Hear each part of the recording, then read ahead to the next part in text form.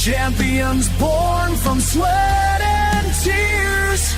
Together we'll face our deepest fears. Raise your banners, let them fly.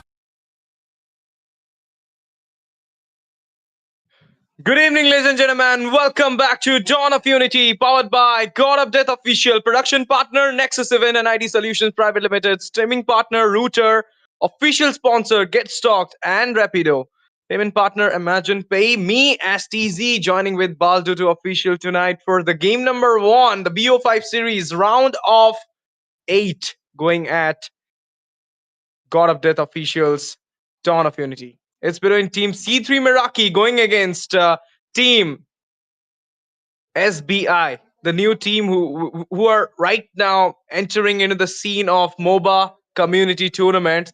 And really, I want to say this. I mean, Balduto, if you know or not, this guys literally compete in NCC, the National College Cup thing, and there they finds themselves in the top 10. Not only that, they managed to be in the top 8 as well, defeating out even some big teams as well. So I mean, they're ranked teams. SBI is a ranked team. We all know Operation Zero, they play rank. They're known for their rank games, but now they are stepping in to the community scene. So, do you think that tonight we're gonna see the SBI claiming the throne, or is it C3 Meraki, who formerly known as Experiment 5? We all know them as the elite leaderboard team. So, do you think they will be shining on, or is it SBI?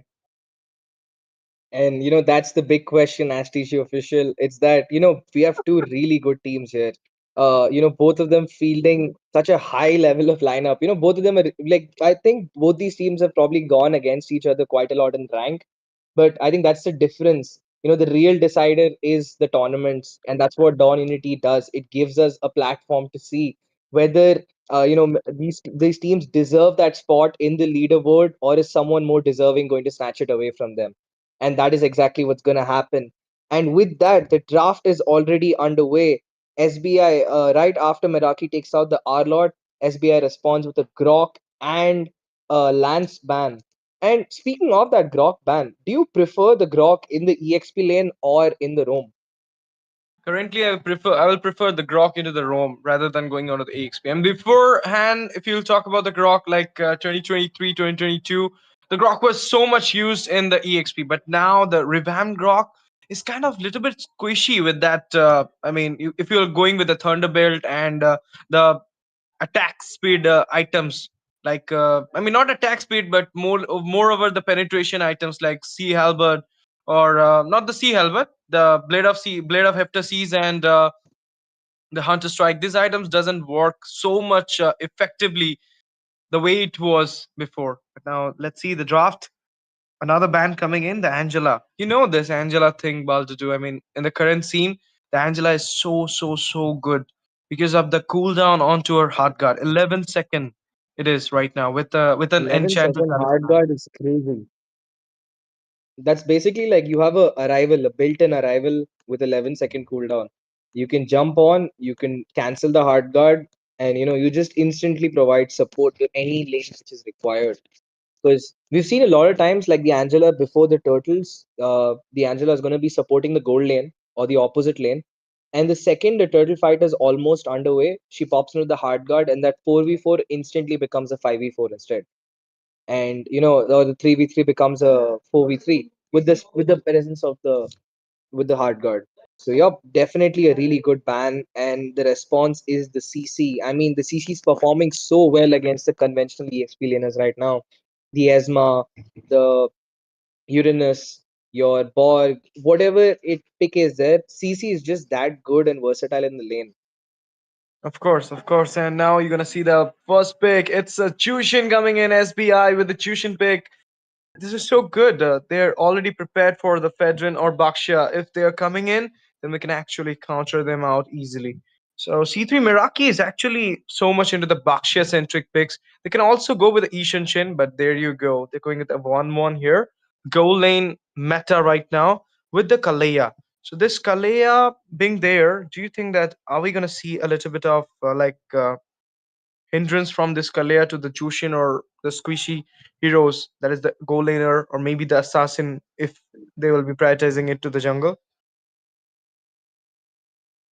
Like since they picked up the Kalea and the Joy is still open, I would probably prefer for either team to pick up the Joy early because the Zujin is going to have a very hard time like stopping a Joy from jumping the backline because the lands and Yisanshin are taken out.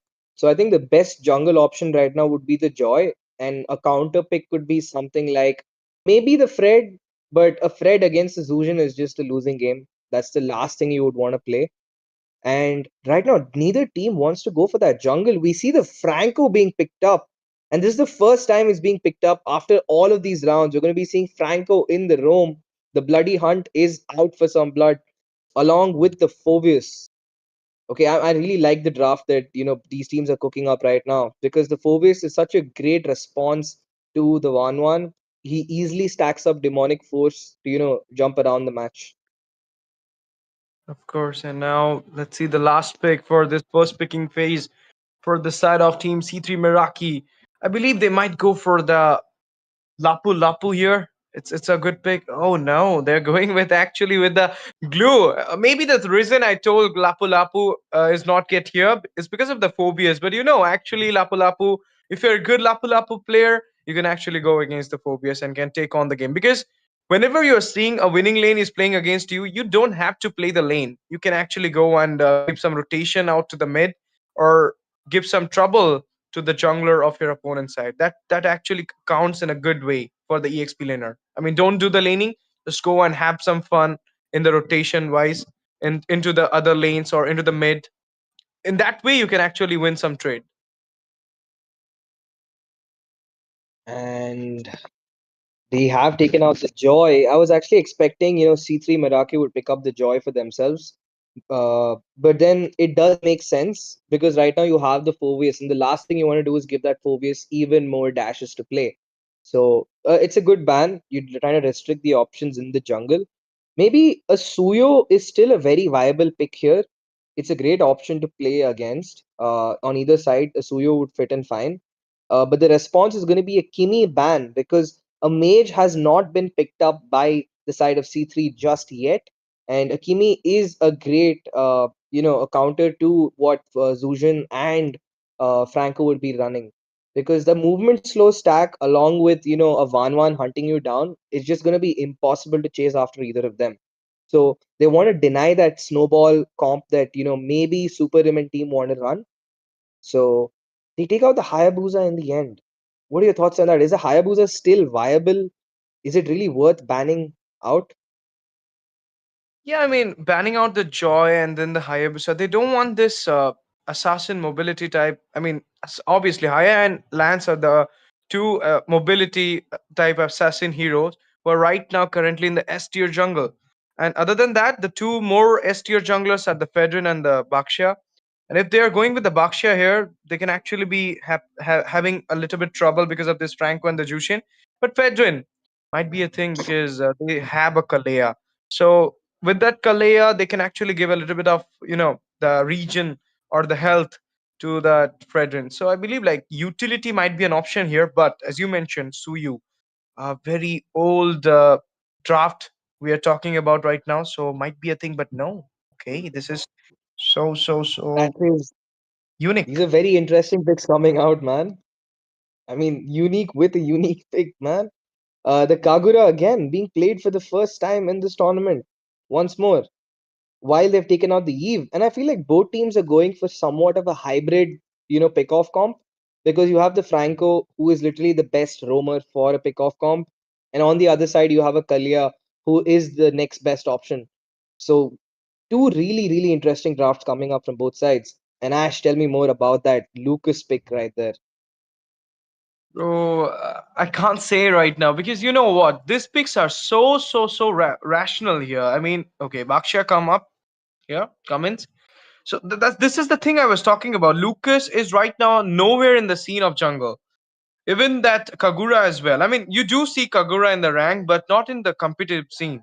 But here we are seeing a Lucas, and then we just saw Franco as well into the room, and a Bakshia coming in. Where I mean, this is so you can say a gamble for the side of C3 Meraki going with the Bakshia. I told you they're so good with the Bakshia though. C3 Meraki's jungler is so good with the Bakshia and the Ishan Chin. but that doesn't mean you should go against a Jushin or a Franco. I mean, you're beating yourself out, but it's okay. You're playing a BO5 series, so you can bait out the first game and can take on the next game. So let's see what will be happening in this first game. Who will be taking on a lead in this BO5 series, guys? Is it SBI or is it C3 Meraki? The game's going to start soon. Baldudu, what's your thought? Well, if it goes to team fights, I think it's going to be a better experience for C3 Meraki, considering they have a little better front line to deal with. They have more options for re-engage. You have the Kagura, you have the glue. So they have a little better sustain in terms of fights. Whereas in terms of sustain from the side of SBI, you only have the Zuzan and Phobius who can, effectively continue to stay in fights even without their skills, because Phobius is going to keep stacking up his, demonic force and jumping around the match. And Zuzan can keep regening constantly, providing constant crowd control. So those are the two win conditions. If Phobius has a great game and he's able to hold down the 1-1, this game could swing in favor of SBI. Whereas the win condition is simply 1-1 on the side of C3. If that game goes late game, there's nobody who can really catch that 1-1 without, risking their life. Yep, and there you go. Oh, a little bit of skirmish coming in. The glue goes in for the engage. Oh, With the umbrella throwing onto the Cloud 2.0. And C3 Meraki starting out this BO5 series for them with a kill onto the Jushin. Mage taking out another mage hook. Iron Hook it is inside the tier. super And another aim! one will come up. And Kalea will be falling down. Super him into the hand of Azo. What a game, guys. 1-for-2.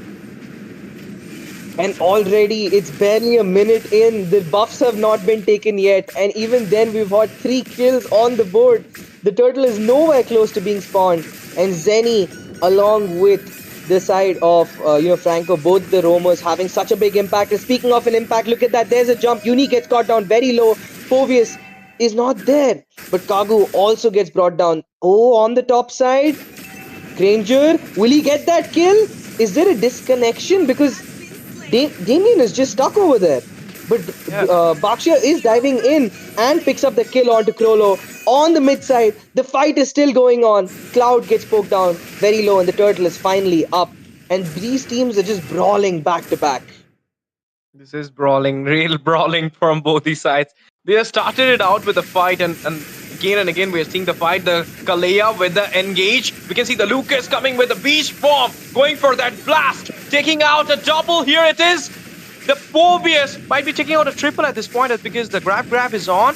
Even though it's on to the Franco, they're stopping out the way, and there you go. The glue, he will be taken out. Okay, as you mentioned, there was a network issue for the 1-1, so we'll be taking a pause at this point. But Baldo, isn't the game is going so fast?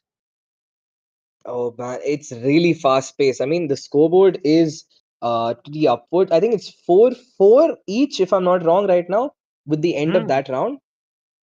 So that's a of very course. even game so far. I think it would be 4-4 or 5, actually. 5 in favor of SBI. It's going to be 5-3, with that turtle also going to be secured, I guess, because they have that numbers advantage. There was nobody nearby. So I think it's a great start for SBI. They have managed to get a pick off on 1-1. Regardless of Damien's network issue, that is a positive for them.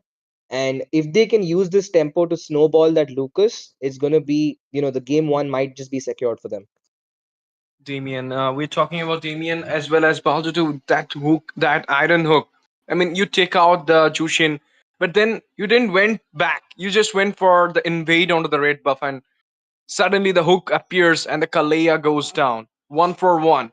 And then at that point, I mean, I didn't even realize that onto the top side, the Granger, I mean, the 1-1 finds a kill onto the Granger as well. Sorry, the Granger finds a kill. No, it's the 1-1 finding a kill onto the Granger as well. So obviously that was a 2-1. And then Wait, Damien with the network issue, standing at the wait, bush, taken down with the Rhapsody. yeah, exactly. I mean, that was just that was like it's not fun when you kind of disconnect and you get a kill out of nowhere, you give up a kill, but that's just what happens sometimes. And the game is still very even. I mean, the glue, as long as he gets a catch onto Zuzhin or he baits out those important spells, because simply because of the amount of crowd control that Super Im and Zenny are bringing to the match. Zujin is forced to play with a Purify instead of a Flicker. So I think that, those kind of small things really add up, because, half your game is decided during the draft itself. How well you itemize is the remaining part of your macro. So I think both teams have done a great job so far. And let's see, where will the rest of it go? Of course. And now it's time for Team SBI to secure the turtle, or maybe the C3 Meraki going for that turtle. He doesn't have that advantage onto this turtle because they grab out 3 kills at the point, and now it's the time they secure the neutral objective and goes back in the safer zone. This is the thing. I mean, we are seeing the unusual drop, but sometimes I always say this thing, that the comfort is better than the meta, better than the counter as well. So they are right now with their Definitely. comfort. We have seen the Phobias nowhere in this EXP scene right now. It's Lapu Lapu, Esmeralda, or you can say Glue, CC. All these heroes are being prioritized all the time. But see, one player come up with the Phobias and managed to secure a double in the team fight. This is the thing. I mean, both of them, both of the EXP laner right now can actually goes into the backline, can hinder out the backline as well. But it's more of the Phobius who is actually getting a lot of stacks onto the demonic force because of those Kagura with the with the blink, as well as, I mean, the glue with the blink as well. So everything is getting sum up with those demonic force and giving a lot of damage. And I might think he had went for the Thunderbelt first build. And dude, it's been a really very intense start coming in. I didn't really expect that much action because both these teams really don't have much early damage apart from that Lucas on their side, and maybe the Kagura. And even she needs like an item or two to really get active. But the Franco and Super Im on the other side on that Kalia, we had a very huge brawl in the EXP lane within the first minute. And like you mentioned, STG official, that the point of Phovis having that impact is what's going to decide the game. And we have another 30 seconds, I think, left on this pause, and we'll see how that turtle plays out, because there's still a large clump of players hovering near that turtle. And after a 5-minute pause, I guess sometimes you do get a little disoriented as to how to proceed. And hopefully by then C3 Meraki will have sorted out their network issues. So we have an amazing game to watch.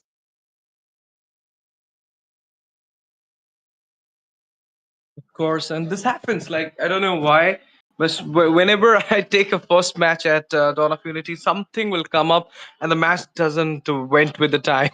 It will goes a little bit higher to the time, or like, I don't know, something will come up every time I'm seeing this thing.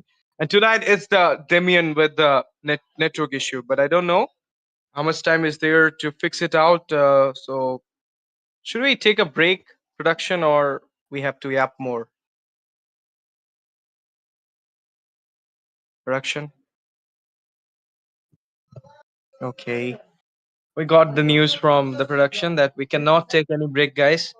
We're getting payout for this thing only, so we have to yap more. Definitely. Yeah, but speaking of Yap, like I mean, we can take it a different angle. Uh, the Zuzhan is being picked up, and I know Ray is probably watching, and he's very happy about that.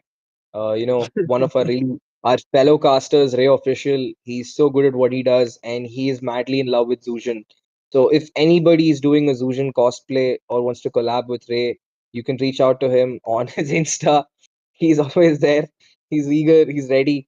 And yeah, okay, now it's my face on the camera once again. And yeah, good thing, because I was the last time I was casting, I actually was I kind of got relaxed onto the bed like this, and then they suddenly cut back to the casters, and I was just like laying flat out. That was not a fun experience, man. It's okay. Like, I heard something from the referee side that the verification is going on about the net issue. Is it true or not? So after that verification, we'll be continuing the game. Obviously, it's the man with the network issue. The pause has been asked from the side of Team C3 Meraki, but the game so far is being sealed on from the side of Team SBI. Even though the first blood went into the hand of Team C3 Meraki, but then we saw, okay, the pause is off, guys. We're getting resume in the game, and we can see the turtle Not the turtle dance. It's just the free turtle coming in. No! It's the clutch still from the Kagura with the umbrella. She finds the turtle. Go back. What was Lucas doing? He does have the retreat, but it was Kagura stealing out the turtle there. Baldudu, did you saw that? Exactly. I mean, he had the retribution and he reacted a little too late. He waited just a little too. I think he used it a little too early, so there was like maybe a few hundred HP left, and that was enough for Kagura to take it up. And as we speak, Super Im does end up getting picked off with the help of Kagura, but there is action on the turtle side. The river, I'm expensive, getting chased down, but there's the re-engage with the clue jumping back in. Baksha using up his ult. Jimmy is still fighting all alone against 3 in the world. Dives into the backline. The Astros Dread with the demonic force gets in the kill. Zujin pulls Baksha back and he gets caught out. It's a killing spree for Lucas, and this game is turning out to be bank for SBI. We're not expecting this from Team C3 Meraki because they got the turtle. Then that phobious chase was not needed at that point. We should have hold the game a little bit longer because then, I mean, however, you're chasing out a phobious. Is it good? No, never.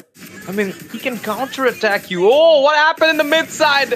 A little bit of poke happened there, in which Kagura finds a kill onto the Jushin. Obviously, Hani managed a kill onto Cloud 2.0 here. I mean, these two teams are really playing that brawl server play here. Every time we I are mean, like, looking, we're seeing the kills coming in. Yeah. and look how untouched that EXP lane is. I mean, there's not even a dent on either turret, even on the gold shield, because both the EXP laners are just so active in the mid lane on the river. And speaking of the river, there is that river speed boost coming up. The turtle is going to be up within the next 5 seconds. Both teams picking up the zone. Jimmy poking down, I'm expensive, trying to make sure that Baksha gets suppressed. The bloody hunt gets used up, but 2 people get caught out. Who is Clue gonna latch onto? He does catch Jimmy Shelby. He gets zoned back out of the fight, but it's not gonna be enough. He's still jumping around. Lucas uses up that sacred bomb, does not get the kill, but yes, he does. Super Im gets picked off. The fight is going on. Sujin pulling him back. Zenny forced to flicker out, and that is a positive trade coming in for SBI once again as they get zone on that turtle. 4 deaths for Super Im, and this is not the great start that you want your career to have. Of course, I mean, that gank was so good, and the trade was upon the side of SBI. They got the turtle, they got kills as well. Everything for them is settled at this point. But Baldudu, did you saw that? Did you see that thing that the Jushin? Okay. Oh.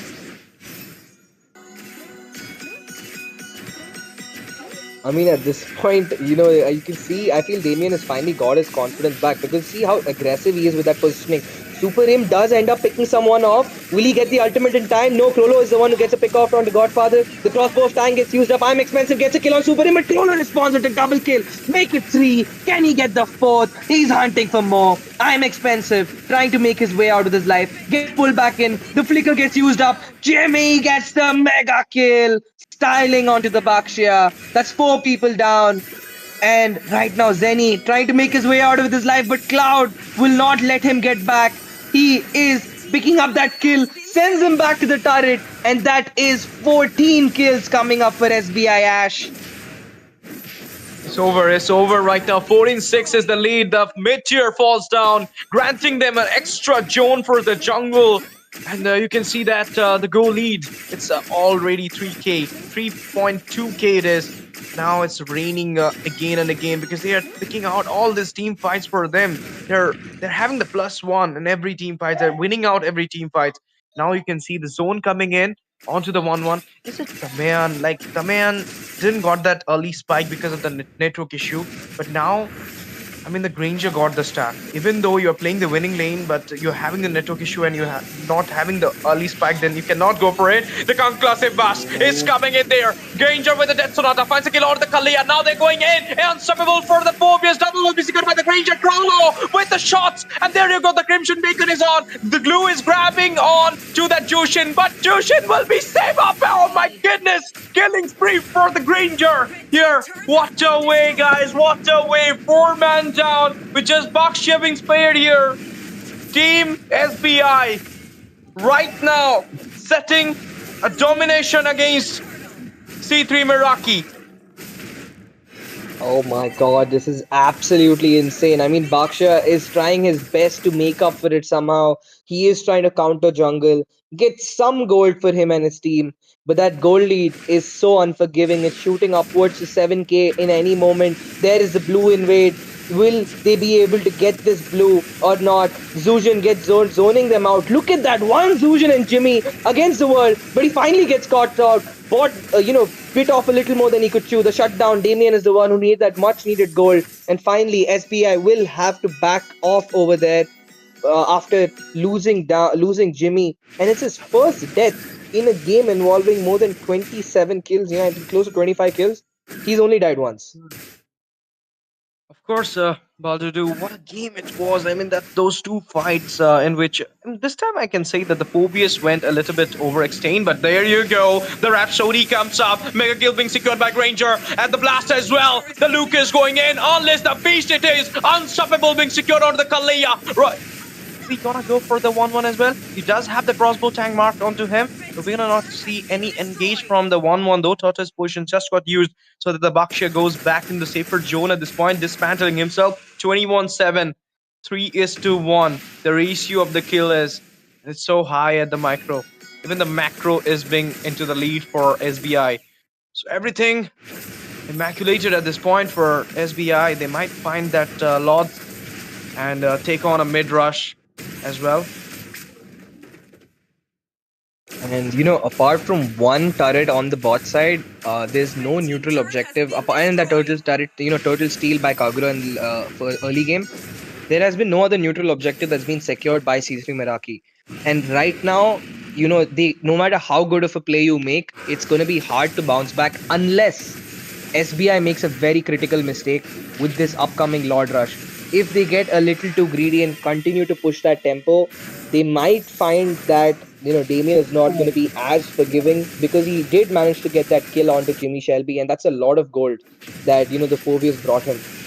So all C3 can do right now is to be very patient, hold on, delay this game until the 15-16 minute mark, and hope that the amount of items, the gold that is pushed onto the marksman and Kagura will be enough. But speaking of Kagura, Damien went in a little too deep, did not expect them to cover that much ground, and he gets picked off as that Lord is going to be up in the next 10 seconds. I mean, he might not be anticipating that gang coming off to him, but the Lord was being taken down, so the rotation was so fast. Now another hindrance coming in. The tsunami slam happened. The kidnap happened there. Monster kill be secured by Crollo. He goes in. Infernal pursuit coming in as well. Boom bam. The blast happened, and the Zero falls down in the hand of the Phobias. 3-man down. Now the mid tier will be cleared by the side of SBI. They're gonna take out the holy blessings as well. The Lord coming in from the side of the bot. Is it the end Baldudu, or we're going to see another Lord? Oh man, it's gonna be very tough. But Zenny does have his flicker, so if he can just clutch onto that glue, the Granger somehow bait out that purify and pull off a miracle, this game could just hold on for a little longer. But look at that, Damien already losing up close to a big chunk of his HP before that Lord is even up. Ash. Okay, the blast coming in. Once again, monster kill being secured. Unleash the beast it is. Shutdown will be happening. The tortoise positions works here. They managed to secure the two inhibitors, the mid and the bot. And now you can see the grab has already been used. Lord right now standing in the hallway of the base. But Infernal Pursuit is coming in, disrupting the backline there. Kagura falls down. Kalia as well. Godlike being secured. Double onto the box. Shutdown after the Phobias. Only Glue is there. He's defending out the base. But they're locking it out with the triple being secured by Crollo. With this, Team SBI finds their first win in this BO5 series and will be leading the way with 1 point. And what a game that was towards the end. It looked like C3 would be able to make a miracle comeback. When the second if I was not wrong, I think Izo was the one who jumped in on the Lucas to the Sacred Beast form, tried to zone them out, but get caught off on the top side in him. They got the mid tier, and it looked like that was it. The Lord is going to get taken down. But then Jimmy Shelby sustained for over 15 seconds. inside their main Aegis base. Like he was in the Aegis territory and he was taking massive chunks of damage, and he was able to hold back 4 members of C3 from hitting any minions or lords. How to do I the mean, that is an MVP level performance, and that's a very well sure, deserved MVP coming in for that Phoveus. An absolutely gorgeous performance coming in from every member of SBI. of course, 100% from all of them, and you can see the comfort there. India number three, Phobius. England number five, Chushin. India number something, Granger. I just didn't saw that. So this is the comfort we are talking about. The comfort do works better than the meta or better than the counter as well sometimes. But the talking about the comfort, talking about the lineup. I mean, the lineup was so good from the side of SBI. They picked out. They know they're going to pick out that Lucas for them. Therefore, they banned out the Hayabusa. I mean, not the Hayabusa from them. Hayabusa got banned out from the side of team C3. C3 Meraki. Yep. But they picked out that Franco, who is actually a counter for the Lucas. Hayabusa was banned, another counter for the Lucas. Then they have the chance to grab onto the Jushin in the first pick. So they know that if a utility is coming in, because already the Lance and Ishanshin is banned out, Hayabusa and the Joy got banned in the second phase. So if an utility is coming in, Bakshia or Fedrin, we can actually counter it out because we have the Jushin with us. And the Jushin's crowd control is so good. I mean, if you have seen the Oh answer man, I for mean, like at the start, yeah, man. I mean, it didn't make sense. Like, why would you be picking up the Franco that early? But the second I saw that Lucas pick, I'm like, okay, that's a very interesting draft, and it's worked out really well for them. And without any further ado, we are back in action for game two with 1 point in favor of SBI. They are one step closer to advancing to the next round to get in, to qualify for that LAN. And of course. SBI has started off with the bans. The Zuzhin gets taken out instantly. C3 does not want to face Cloud on that Zuzhin anymore. They're tired of being, played, toyed around with, and they take it out instantly. Obviously, you need to take it out. The Jushin is evergreen meta. Every time you see the Jushin gonna work in each and every meta thing. But right now, they're banning out the Lancelot once again. I might feel like Ishanshin bans is also coming in soon. Grok getting banned here as well. A little bit of respect towards the players of SBI here, the roamer. And now let's see the second ban. Angela it is, guys. Angela centric patch it is. So obviously you need to ban out the Angela if you doesn't have the first pick. Because the Angela is a so much flex right now. She can go to the mid, she can go to the roam as well. So obviously you should take it out. And it's not about the Angela. She can also help out those utility or even those assassin picks as well. So now the third ban might be a Kalea. No, it's a Phobias. Respect, another respect. Definitely. I mean, after that kind of performance, with everybody touching close to a 10 score, I think for everyone, Phobius, all of them had crossed a 10 score. Apart from, I think, the Lucas, everybody else had like a score of 10, a 10 gold medal in their performance in the previous game. So I think a respect ban is definitely worth it, or they have to draft around those. Since SBI wants to play around their comfort, I think it's better to just either eliminate that comfort angle, or try to lull them into a false sense of security, like giving them those comfort picks and then picking up their counters. But I think that's a very risky game, because regardless of how many counters you pick, if someone is really good with that one hero, you can still make it work. Hmm, You can still figure out something. So I think it's just better what C3 has done. They have picked up the Yi Sun Shin for themselves this time, bro. and they have given up the Lapu and the Kalia this time on the other side. SBI picking up their favorite, they always going in for some kind of pick off roamer who can, initiate the fight. And they have a very heavy EXP laner who can put a lot of havoc in the backline. Last time they had the Franco. This time they will be going with the C3 Meraki pick. That's a Kalea. Lapu Lapu being prioritized. Might be gonna see that Esmeralda pick coming in. It's the auto pick, you can say, because I mean, whenever you see a Lapu Lapu, you do see the Esmeralda as a counter because the CC is banned out here. So Arlot or Esma? What we gonna see? Arlot it is, guys, with the Kimi coming in as well. So Kimi is there. Baldudu, is this a chance to, I mean, prioritize or summon another fist lady that is the Kadida? I think at this point they need early game, man. Because if I think C3 needs the early game more than SBI does.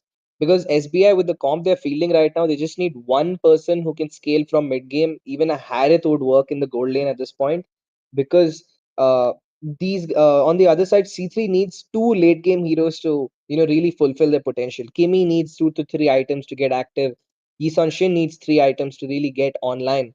So they have almost 10 minutes where they have to be very careful. They can't take unnecessary deaths. They can't have their jungler being slowed down. And then the game is theirs. But that's what happened even in the previous game.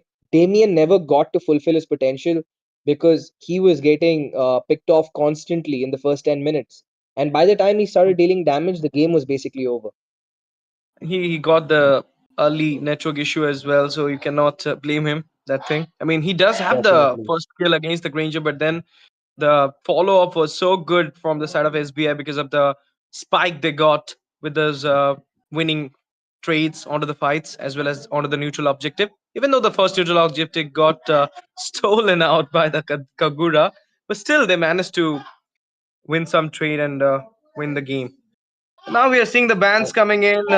It's a ban onto the 1-1, and it's a Bane as well. This new PH meta, or you can say new Indonesian PH MPL meta, you can say that the Bane is being prioritized in the mid side a lot. But now the last ban coming in from the side of Team SVI, the Gatot Kacha will be taken out. A respect to our Super Aim. We all know he's so good with the Gatot Kacha. So you need to take care of it. They do have the Eve. So obviously the Gatot Kacha's AOG walk as an engage as well as an disengage, but the Eve will be constant. I mean, she will not be having mobility. She will be so immobile during the ultimate. So AOG can actually trace him out very easily. So taking out the Gatot Kacha is a very nice choice coming out from SBI here. Joy being banned out here from the side of C3 Meraki. Another respect to the jungler. But Hayabusa open. Ishan Shin, Hayabusa, we all know. A great counter for the Ishan Shin. Do you think we're going to see a Hayabusa coming in here? Baldudu? No. No, they go with the Lucas once again. And it has to be a jungle Lucas because the Lapu is already picked up. So is the Rome. So this Lucas can't go anywhere else except the jungle. And I'm a little confused about the Bane ban because you did mention the Bane is going in the mid or he would go in the jungle. But C3 has already picked up the Kimi and the Yisanshin. So maybe that Bane ban could have been utilized for maybe a Roamer ban, maybe that could have been a little better, or a gold laner like Harith or a Clint. And yeah, look at that. They do pick up the Nathan and the Hylos, and I'm a little worried about what C3 is cooking right now because if they reach the late game, there's no hope for SBI. But it's going to be very difficult to reach the late game with three squishies in the backline with only an R lot for any sort of stable amount of CC. Stable amount of CC talking about it. We're going to see the Natana as well here. And oh my goodness. The Brody, Brody the is here, SBI guys. wants to end this game. SBI wants to end the game in the first 10 minutes. They did not want to take an insurance pick for the late game. They want to go for pickoffs. They want to take those turtle fights. They want to start playing Ube from the first 5 minutes itself. And that lineup is telling you every single thing. They want a very messy match. They want a very messy brawl. And SBI is ready to take that. Of course, having the Brody against the Nathan, you need the early spike as well. But we all know the Brody will be playing the winning lane against the Nathan in the first 7 minutes, unless we're gonna see the Holy Crystal being grabbing upon by the Nathan in the 7 or 8 minute of the game, and then he will have the spike. But if the game goes like last game, I mean, the 1-1 was the winning lane, but it was the Granger getting the early spike and then controlling the whole game for him. That will be the scenario. Then might gonna see the C3 Meraki taking on the game here. But we all know the SBI's rotation is so much goal centric. And now the game is on, guys. Legends and man, welcome back to the Land of Dawn. The Dawn of Unity is on, and here we are watching out the game number 1 of the night at the round of 8, the BO5 series it is, and it is team C3 Meraki playing against SBI. The LAN qualifiers for Unity Showdown is going on, and we all know that one of this team will be going another step closer to that LAN opportunity. Is it SBI or is it Team C3 Meraki. Already you can see that Oh my that God, Lucas. getting stung down here with the first blood being secured by the Ishanshin. This is why we always say Ishanshin do have the best jungle clearing ability, the fastest jungle clearing ability. I mean, he took his buff and he already reached there, stole the creep, and took down Izo in the in the jungle. And that is such a big boost for him in the first turtle. That's going to give him a lot more confidence during that retribution, putting Izo in that back foot. And since he lost his blue buff, he's also going to be clearing his lanes a little far slower. And they bait out the flicker on Cloud. The Yib is not going to have a flicker this game, and it's going to be a little easier for Zenny to catch him in case he joins that fight. Oh, they are falling out in the very first minute. Is it a good sign, Baldur? I don't think so. It's not at all a good sign for Lucas, or is it a? It is a very good sign for the Ishanshin though, because we all know that the Ishanshin is so much. I mean, early game centric hero. He needs that early buff or early spike to get on the mark. He got the turtle there, the penetration coming in, the traction pulse as well. Bravest fighter into the backline, revitalizing popped up here, and we can see the Arlot goes in, finds a kill out of Jimmy. He falls down there, second kill being grabbed on up to the turtle. 2 for none with a trade right now. Team C3 Meraki is back, guys. And C3 Meraki, despite having the later game comp, they are the ones who have a better early start. And that's the last thing you want to do. You do not want your Yisanshin to be farming so fast. He's already halfway into his level 6, while Izo has just touched level 4. And this form is only going to get higher. And look at that, there's the glorious pathway along with Eve. She tried her best to zone them away, but it's not going to be enough. That's going to be another kill being picked up. And this time, it's going to be Cloud who falls. And that's 3 people who are getting taken off already by C3 Meraki. And they will not give up this game. And meanwhile, off cam, we got a kill. Izo getting very low, but does manage to gap them out. I'm Expensive gets very, very low once again, but Isanshin will be able to dash back to safety. And the tempo of this game has finally allowed SBI to take a little breath and get some gold for themselves. Of course.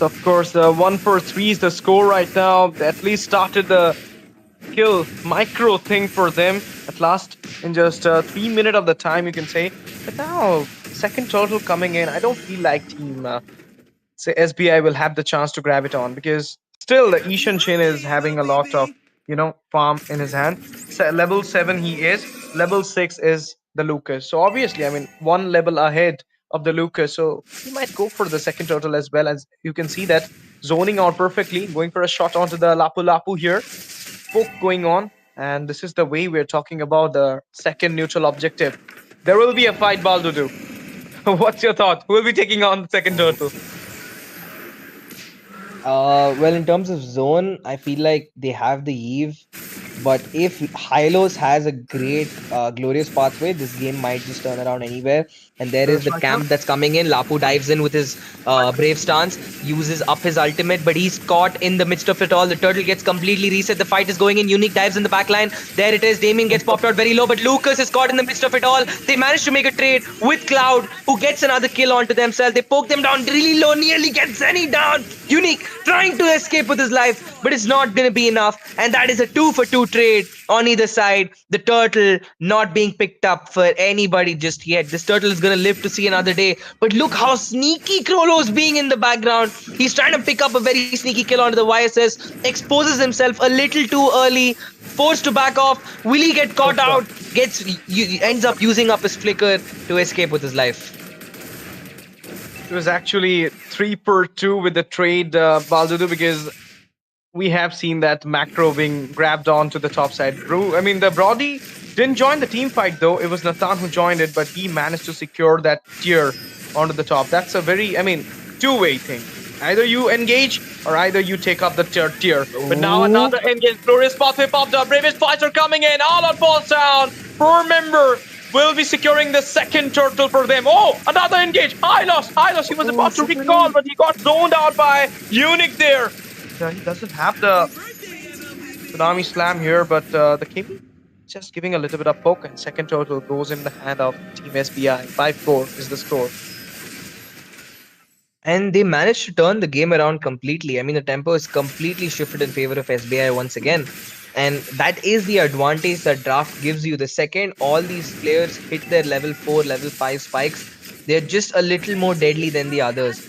But oh my god, I mean, YSS is just farming so fast. Damien gets the turret on the top side. There is an engage on the bot. Unique gets caught out very low. Will the final slash be used up just yet? Yes, it does. He gets stun locked. Unique forced to flicker out, uses up the conceal defensively, and that's a lot of resources being exposed. Lapu is trying to chase Luke, and along with Lucas is trying to chase down Damien, but he is just a little faster. The time traveler will not be caught today, and he is sent back to the base very safely. Red team turret has been Of course. And now it's time for Team SBI to secure some macro onto their side. But you can say that C3 Meraki is actually prioritizing the macro here. They do have 2 tiers for them, and the micro lead is also being there. It's also 2 as well.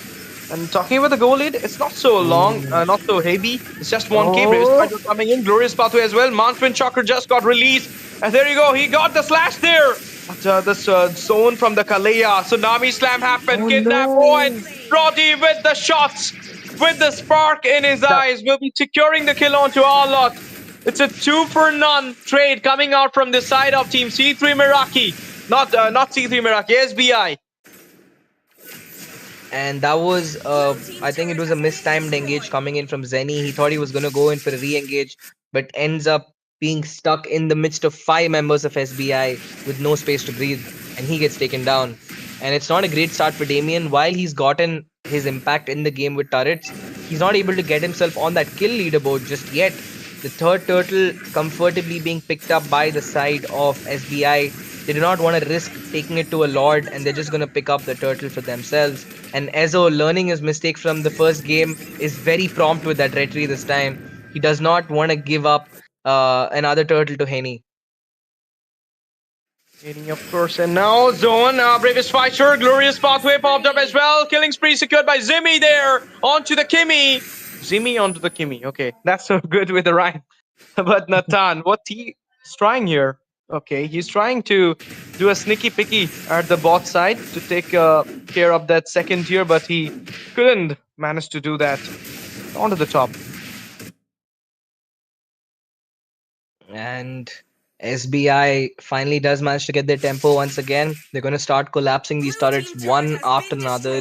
Meanwhile, there is a death bush camp on the top side. Will they manage to get the pick off onto this Lucas? No, they will not.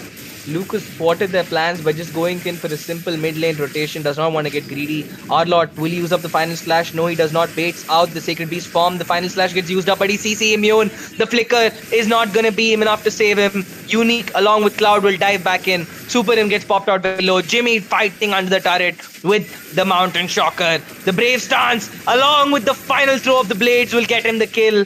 And there it is. 2 people down from the side of C3 Meraki. SBI in firm control. Damien with a burst of damage, but it's not enough to thwart the plans of SBI, who are gonna turn this game on its head and completely take control.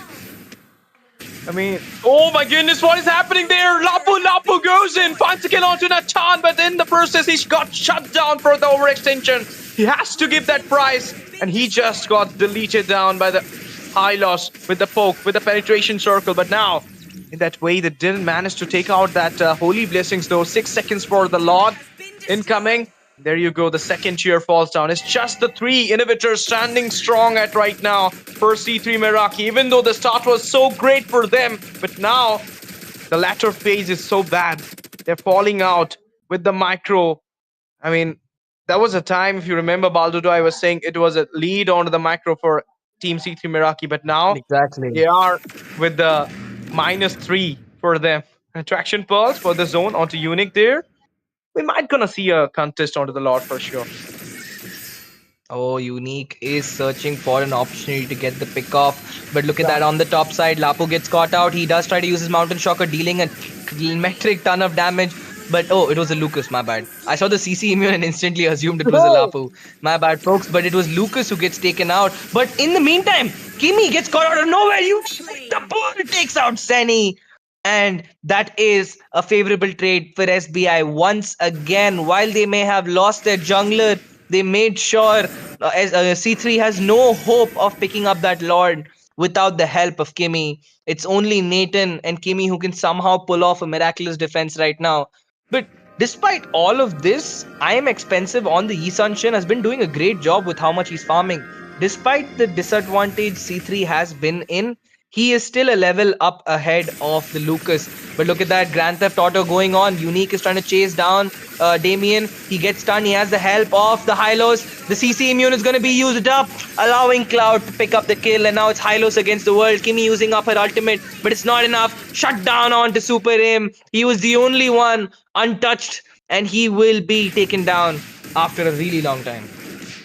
3-1-2 for Crollo here. The Lord is on, and the two frontliners, or not the frontliner, you can say two. It's just one, and another one is the backliner, the goal laner for the side of team C3 Meraki falls down in the team fight. Another zone coming in. Bravest Fighter being released here. Oh my goodness, he Flicker as well. He goes in, finds a kill onto the Kimmy. Flicker forced out for the Arlot. He goes back. Zenny with the save there. But now it's time for the Lord. Why they use that console? why the console was needed at the point? Okay, so I think he was trying to go in for the engine. The Kalaya, and there you go. Lucas finds a kill onto the Natan. The glorious pathway popped up. The blast comes in. Super Im goes down. It's a mega kill for the Brody, but he goes a little bit closer to the base. Inside to the base, you can say, and goes down. Two members. Kalaya was there to take out the Lucas, but in the hand, she also falls down. And I think that was a little too greedy coming in by SBI. You did not need to commit that much for a Hylos. That way, you lost your jungler and your roamer for a single Hylos, which was not really worth it because the impact the Hylos is going to have in the Lord defense is not going to be as significant. And that Hylos still has his ult, he's respawned, and he has the revitalize up. So I think that was the only bad trade SBI has had so far in terms of large scale team fights.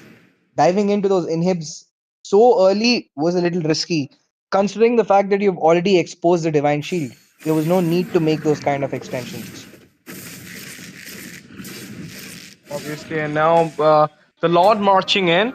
They'll be defended easily because of that overextension from the Lucas. I mean, they falls down, so there was no chance that you can go with the follow up with the Lord. So obviously, the Lords got defended in the midway, but now you need to grab on another Lord. But still, 10 for 17. We're gonna see that 4K, not 4K. Yeah, it's 4K, 4.3K. Go lead for the side of team SBI. They're performing so well with the synergy, you can say. The execution part is so good from them. They're giving those rotation, the zone from the Kalea as well. So everything settling out for them, might be taking out that second game as well, and making sure that the third game will be a match point for them. Let's see, guys, what will be happening. The zone got released there, and we can see it's like the Kalea being hiding in the bush, trying to make sure that she need to kidnap someone. Unique. Okay, Mountain Shocker released. Okay, look at that. Traction Pearls. We are looking for a fight. The Glorious Pathway is going to be used up. There is a lot of damage coming in. Uni gets popped down very low. I'm Expensive finally does get the kill, but he's stuck in the midst of it all. The jungler taken down. Make that two. Henny also falls. It's only Damien for the damage. Super Im will not be able to sustain against the world. Crollo taking out everybody. Gets caught out. Lapu with the flicker. And this will be a wipeout. The minions marching in from the mid side. It's one cannon minion, and that would be enough for them to convert this into an end. It's 15 seconds up. Haney and Expensive will be up in the next 10 seconds, but I don't think the game is going to last that long. Jimmy tanking the turret does not let the minion fall, and they're gonna end the game, securing match point for themselves in this best of three, best of five. Yeah, best of five. Yeah. It's okay. It's okay. What a game it was from the side of team SBI. They managed to secure the win, even though the start was so well for Super Im's C3 Meraki. But then it was the mid game. It was the mid to late carry, which happened by the Brody and the Kalea. So good zoning coming out from that Kalea, you can say, every time. And once again, we can see 4 goals and an MVP. MVP goes to Cloud, though. Okay, he's England number 2. I mean, Britain number 2.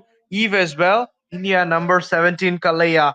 Bro, these people are so much with the comfort, you can say. And Zimmy Selby, I told you, you cannot win a lane against the Arlott.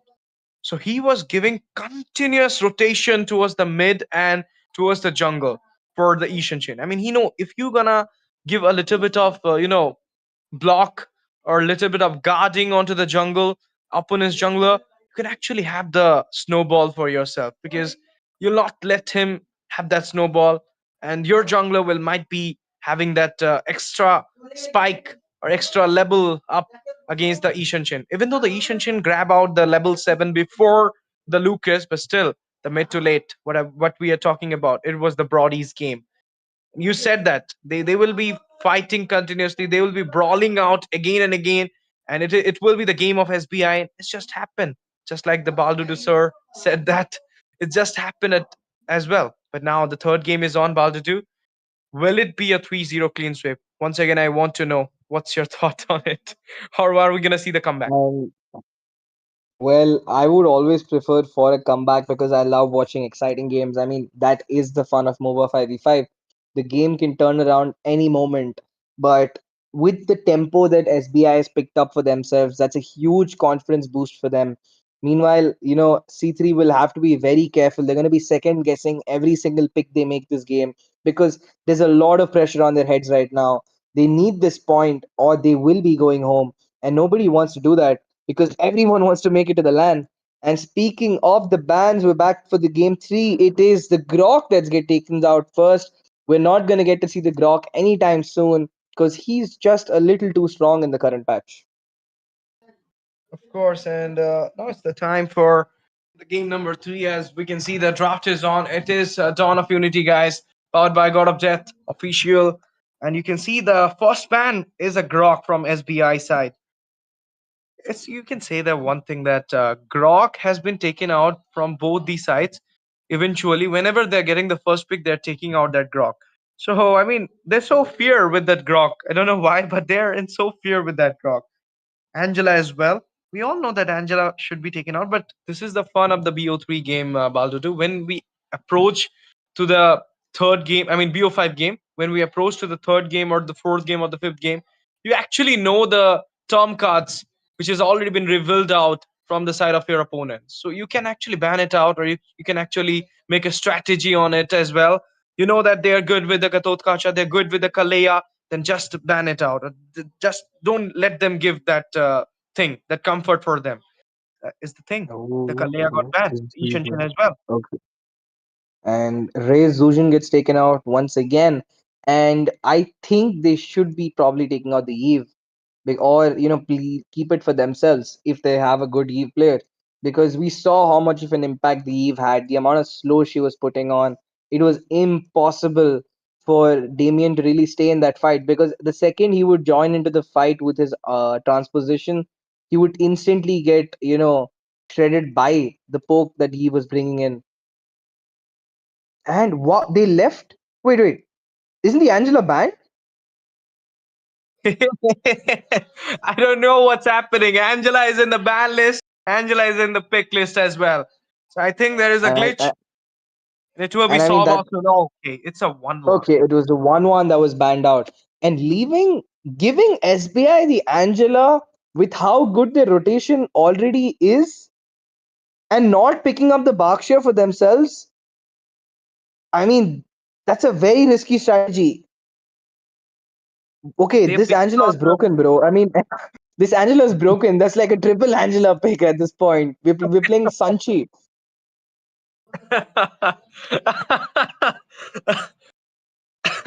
I mean, Angela in ban list, Angela in pick list, Angela in second pick as well. We might gonna see an Angela in my pick. We might gonna see an Angela in behind of Bro, it's gonna be Baldur. Angela casting. Ash, I'm telling you, Angela's gonna be casting the next game instead of us. It's time for us to retire. It's gonna be Angela official instead. But they have picked up Alice and Angela. Nah, dude. a Bakshia is needed. You need anti-heal. You need a lot of anti-heal. You need a lot of mobility. You need a lot of crowd control. And you need that Bakshia. Because if that Bakshia gets banned out, no matter how much carry you're gonna pick, no matter how much of a Phobius you have to sustain, Alice, Fred, and Angela will out-sustain you. Simply because of how mobile they are. Honest dude, like Ash, one thing is like a lot of people talk about how much of a shield, how much heal Angela gives, but I think the most important aspect of Angela is the movement speed boost that she gives herself and her team. I mean, it's just so good at chasing down opponents.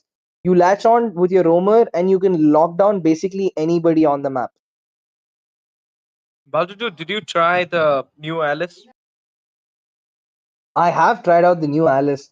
While it is really solid in the laning phase as an EXP laner, I Hmm. still have a preference for the old Alice in terms of, the surprise factor. Like Jungle. with her, Winter Truncheon was just so broken. Of course. I mean, this is the thing I want to say as well. Like the Grok revamped managed to pick out that Grok into the roam only. I mean, the EXP Grok is gone. That's just like that. The Alice revamp has been centralized that Alice onto the EXP only. The jungle Alice is gone right now. And the Alice revamp, I want to say this thing. The Alice can go and cut the lane inside the base as well. I have seen some Alice cutting out the lane inside the base. This is so insane. I mean, this is so advanced cutting of lane. I have seen that thing and might be seeing in this game as well because with a Phobius, you cannot actually go for a lane cut. Lapu Lapu Uranus might be a thing, but with a Phobius against an Alice, you cannot go for the lane cutting. So it's like the winning lane is here for the side of team SBI on the EXP. They have a Fedrin, they have Angela, and we are not sure that this Angela is going on to the mid or to the roam. Honestly, I expected they would probably pick up the Esmeralda instead the second I saw the Angela pick. I was like, okay, maybe they might go for Esme, because by picking up Esme, you kind of prevent a lot of other picks. Like the opponent is not going to be able to pick up the Lapu in the EXP lane because the Esme is going to heal up through his shield, to the shield that she's going to keep eating from Lapu's passive. Yeah. The Uranus is also not going to really be viable because they're going to lose out crowd control in terms of CC. Whereas Esma is a little better in the current patch with how annoying she is in terms of the poke factor. But I'm expensive. Look at that. C3 is picking up the Sicilian for themselves. And once again, they like to give themselves at least 2 to 3 late game options. Oh my god. Okay. Show super okay. Unique with the show on the roam because there's nowhere else. Angela is gonna be the mid laner with Alice on the EXP, and it's gonna be Cloud on that Moscow. Not Cloud on that Moscow, it's gonna be Krolo on that Moscow. Of A course. very, very interesting draft from both sides. I mean, those are very non-regular picks. I mean, there is the Phobius, the Carry, and the Sessi, and on the other side you have the Cho and the Moscow. I mean, it doesn't look like a pick-off comp on either side, but they have pick-off heroes on both sides. So I'm really not sure what do you call this draft. Like it's a hybrid draft. So hybrid, so hybrid. I mean, Angela Mid is a thing right now. Alice EXP is also a thing right now. Fedrin with an Angela is a OG combo. They have a Cho in their lineup as well. I mean, this Cho is maybe for the Lancelot. I mean, you know that there is the mobility. You need to pick out Lancelot, and what's better than the Way of Dragon? And there is a Moscow up 2 goes into the backline as well. The backline diver. So everything is settled for SBI. It is their match point game, but we are talking about Experiment 5, my buddy. We're talking about C3 Meraki, one of the editable team of MOBA 5v5 scene, community scene. Uh, so we know Definitely. that this team had the chance to make their comeback in this game. Otherwise, I mean, they need to do it. This is their do or die game. If it is not the thing, then they will be taken out from the tournament. They will not have the chance to represent themselves in the Unity Showdown, in the LAN. This is the LAN qualifier. Might be the last game, guys, or might be the beginning. Might be the beginning for the river sweep of C3 Meraki against Team SBI. It's on, guys. Ladies and gentlemen, welcome back to the Land of Dawn. The stage is set. C3 Meraki going against Team SBI for the third time. And if I will say you a little bit of recap. Oh, what's just happened? Just the start and the bat, man. The Sicilian falls down in the hand of the Angela. And what's going on? C3 is playing a little too aggressive. That early in the fight, that's just a little too risky coming in. I mean, look how aggressive Supreme is playing right now. Baits out the flicker onto the Angela. And with that, the fight is going to come up to an end. If you see, both the roamers are constantly near the mid side. They do not want to. They know there's no point really ganking either lane right now because Carry is going to be able to escape.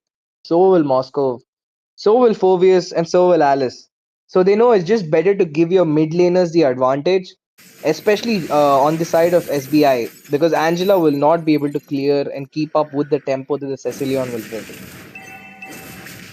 And this is the thing we're talking about the Sicilian. I mean, the Sicilian is nowhere in the scene right now, but still, yesterday I have casted a game for SDES. Okay, trapping down there. Throne Rose comes in. Appraiser's Wraith it is. Super Imp falls down in the hand of the Fedrin. 2-0 is the score right now with the Turtle coming in.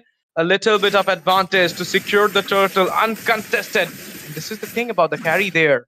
You need the early snowball to grab on the late game for yourself. You have the true damage. You have the capacity, potential to take down the Fedrin, but you need that game.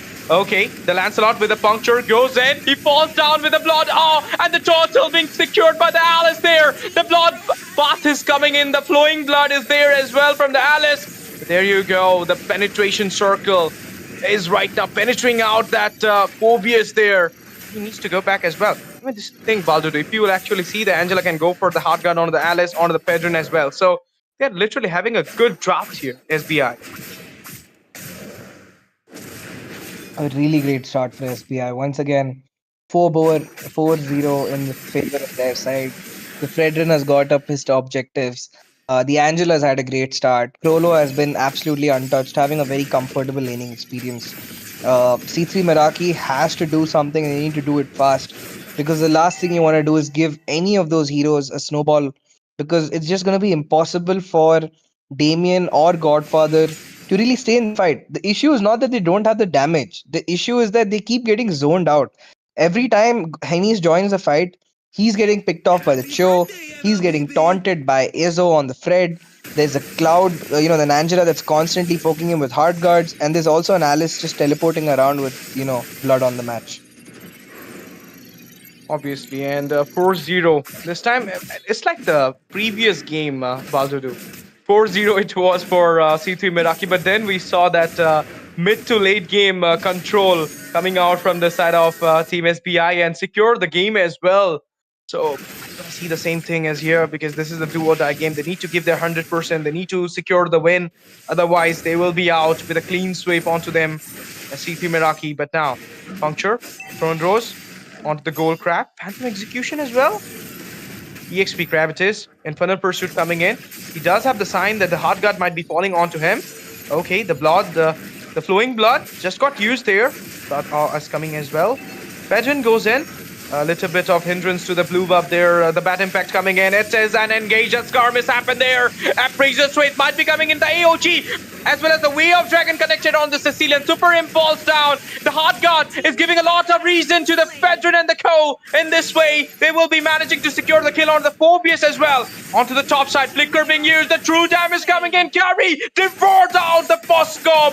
1-for-1. 2-for-1 is the score right now, with a Turtle coming into the hand of Team SBI uncontestedly. And it's not looking good for C3 Meraki. They have to turn this game around as soon as possible.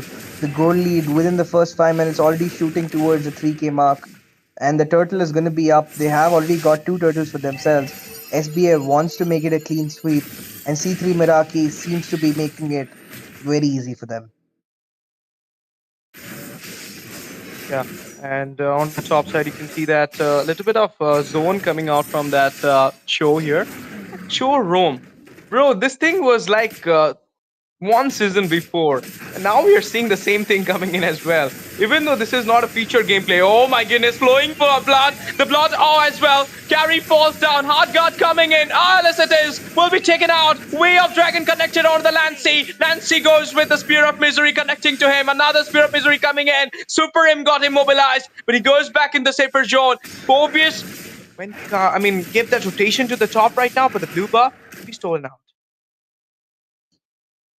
Oh my god, man, Ash. It's just going so well right now. Unique is doing such a great job in zoning these people out. Despite Zenny and Zamian being on the team, they're just able to buy so much time for themselves. Solo is able to have such a safe space in the farm because he knows Unique is always there, covering every angle of ambush from the side of C3. And speaking of ambush, there is an engage, but nothing comes out of it. Both teams disengage before any major resources get used up.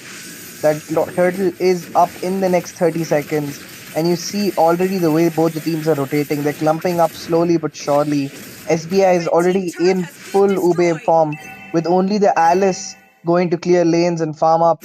Meanwhile, it's going to be mostly the Moscow who's going to be walking around this match. A very stark difference from the previous game, where it was actually Jimmy on the Lapo who was going to be making more of these rotations.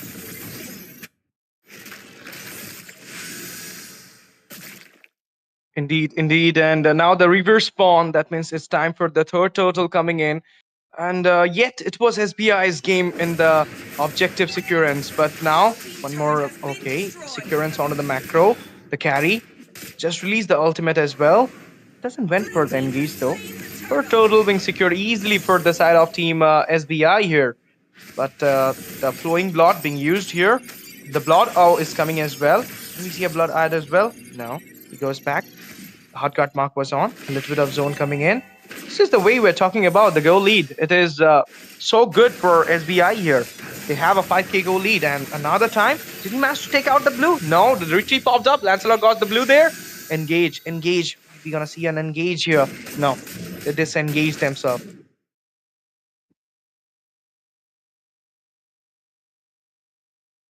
And look at how both teams are shadowing themselves, and there might just be a skirmish in the mid side. Show is looking for an engage, but that turret is still up, dissuading any possible protesters. And if you look at the turrets wise, the game is somewhat even. There's a slight benefit to SBI, but it's not something that could really be too much. Appraiser's Wrath gets used up. Zenny managed to crowd control 3 of them, making sure that Ezo, I'm Expensive, will stay alive. Forces out the flicker from the side of Cloud 2.0. The Angela is forced to go back to base. Her ultimate has also been broken up. For sure at this point, and the blue buff is being secured by the carry.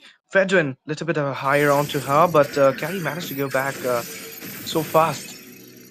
Damien, this time he's having the 1-1-1 score. He haven't fall down very much from the side of SBI, so might be a thing we're gonna see that carry having the early spike, carrying out this game for C3 Meraki. But we have seen the same play from the side of C3 Meraki last game as well. They have a good chance to secure the win, but then the fall-off happened. The trade happened for SBI, and then we saw that SBI securing the win. And now they are sitting in the passenger seat. They just need one win to take on that ride to the round of 4. That will be the last step for the finals, guys. So let's see what will be happening here at this moment. We can see the Bat Impact has been used here, but the Bat Feast as well. It's just a poke coming in. Phantom Execution by the Lancy. Throne Rose as well. Lord dubbing here actually be a thing for... Oh, what is happening there? Carry falls down. The spears are coming in. And Super M just surrender himself because he knows is the way he will be taken out easily. Angela it is. And that is the gap that they were searching for. After such a massive gap and time delay, Angela with Alice is just wrecking absolute havoc in the backline. Cecilian trying to get his Sanguine Claws to connect, but that Angela is just a little too slippery, helping out his teammate Jimmy. Of course, and you can see the red buff. This time the red buff be into the hand of the Moscow. I don't think so. The Lancelot comes in. The mid tier is standing tall.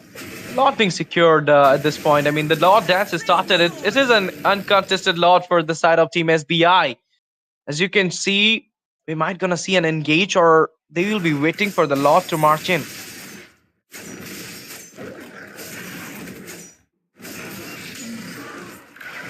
Okay, I think my friend is having some connection issue there. But you can see the crowd control. CC onto that. I'm expensive. He goes back though. Now they managed to secure the tier onto the mid, onto the bot. But still, the mid tier is totally standing tall. The engage coming in. Cho still hiding in the bush at the point. Okay, the infernal pursuit just started once again. It does have the hard guard on. Buckshot being used.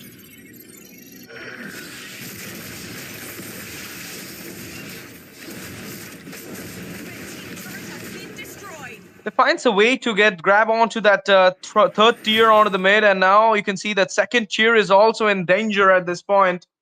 They might go for that second tier as well. Let's see what will be happening. The Lord marching in. The Holy Blessing is still on. We might be seeing engage, a perfect engage onto the top side. Let's see. The Lord going in.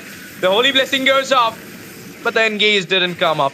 It's a good choice. It's a good thinking that they didn't went for the engage, because the Lord was totally secured down. And now, okay, the Holy Blessings, another one fall down there. They goes in, and they will be securing out the inhibitor. The fight's happening, guys. The Blood all comes up with Hard Guard being on. Vengeance popped up as well. They're dismantling themselves. They will not grab any casualties for them, as well as they will be not giving out as one. But it will be a safer fight. Lancelot goes in with a puncture.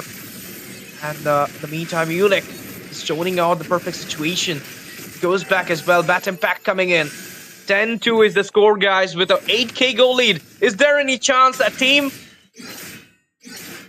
C3 Meraki can make their comeback? Oh, it's going to be very difficult. They do not need to just bounce back from an 8-kill deficit. They have to do it against picks like the like the Moscow, like the Cho. It's going to be just so difficult to catch. But look at Shelby. Look how much he's sustaining. But it's not going to be enough, as Carry is the one who takes up the kill. The conceal has been popped. Both these sides rushing for their opponent, but couldn't seem to find anybody. Obviously, and now we might gonna see in the mid-rush from the side of C3 Meraki. They have the chance to grab on some macro for them, but the Pedron is standing out there, guarding out that mid-tier, but they're going in. 5 members. It's actually the 4 members securing the macro there for them. Hard guard being on. Pedron might go for the engage here. Sanguine Claws connected onto the Cho. Eunuch.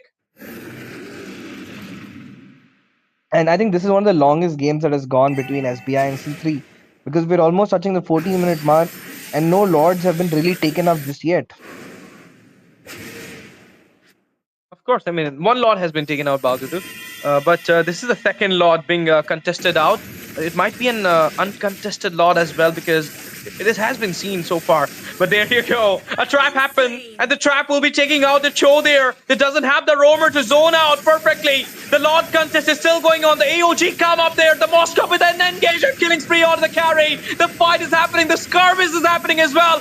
Deleting down. The Moscow goes into the back line. He finds the kill onto the Lancy. Killing spree for him. And he's getting a region as well with those shots. But that attack speed, let's see what will be happening. The Gatotkacha is trying to zone him out here. Another shutdown happened to Krolo, but in the meantime, Zenny falls down. It's just the Seisi and the Gatotkacha. I feel like they cannot finish up the game though, but they can grab out the Lord there. Definitely, man. This game is just so intense right now. Despite with only 5 kills on the side of C3, they've been doing a really great job in terms of defense. Look, once again, they got Jimmy so low. Even Cloud was poked down. The ultimate gets used up. The hard guards gets used defensively to ensure that Jimmy is able to fall back safely.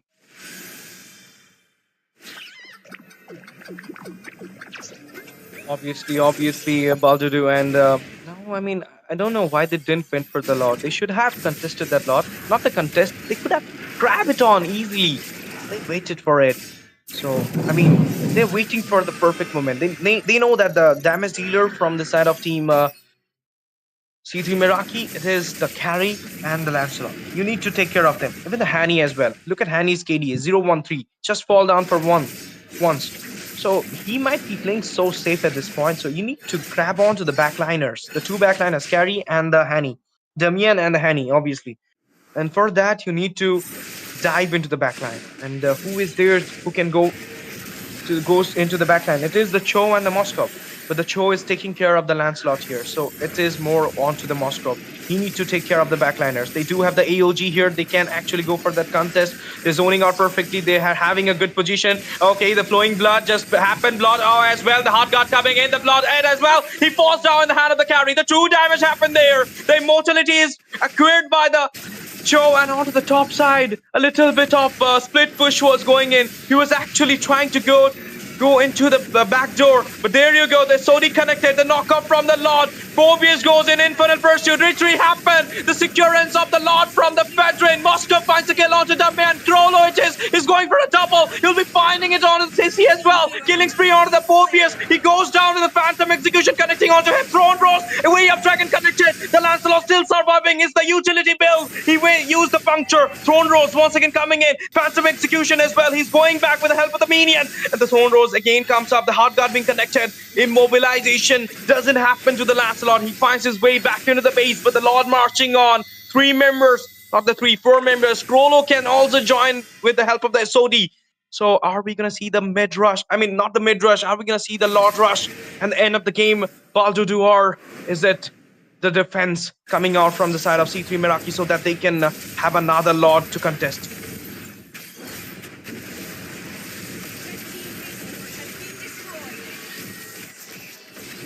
Oh, there is an engage, but nothing comes out of it. I'm expensive, does not want to take a risk because right now the cooldown timers have shot up very high. That's almost close to a minute of cooldown, and losing your man for over a minute in this stage of the game is just biting off more than you can chew. Jimmy Shelby trying to give them the zone, uses up the retribution. Not just yet. It's going to be Lance who picks it up for himself. Get Ezo going in very deep, gets caught out. There is the Sanguine Clone, nearly baits out the hard guard, but it's not going to be enough.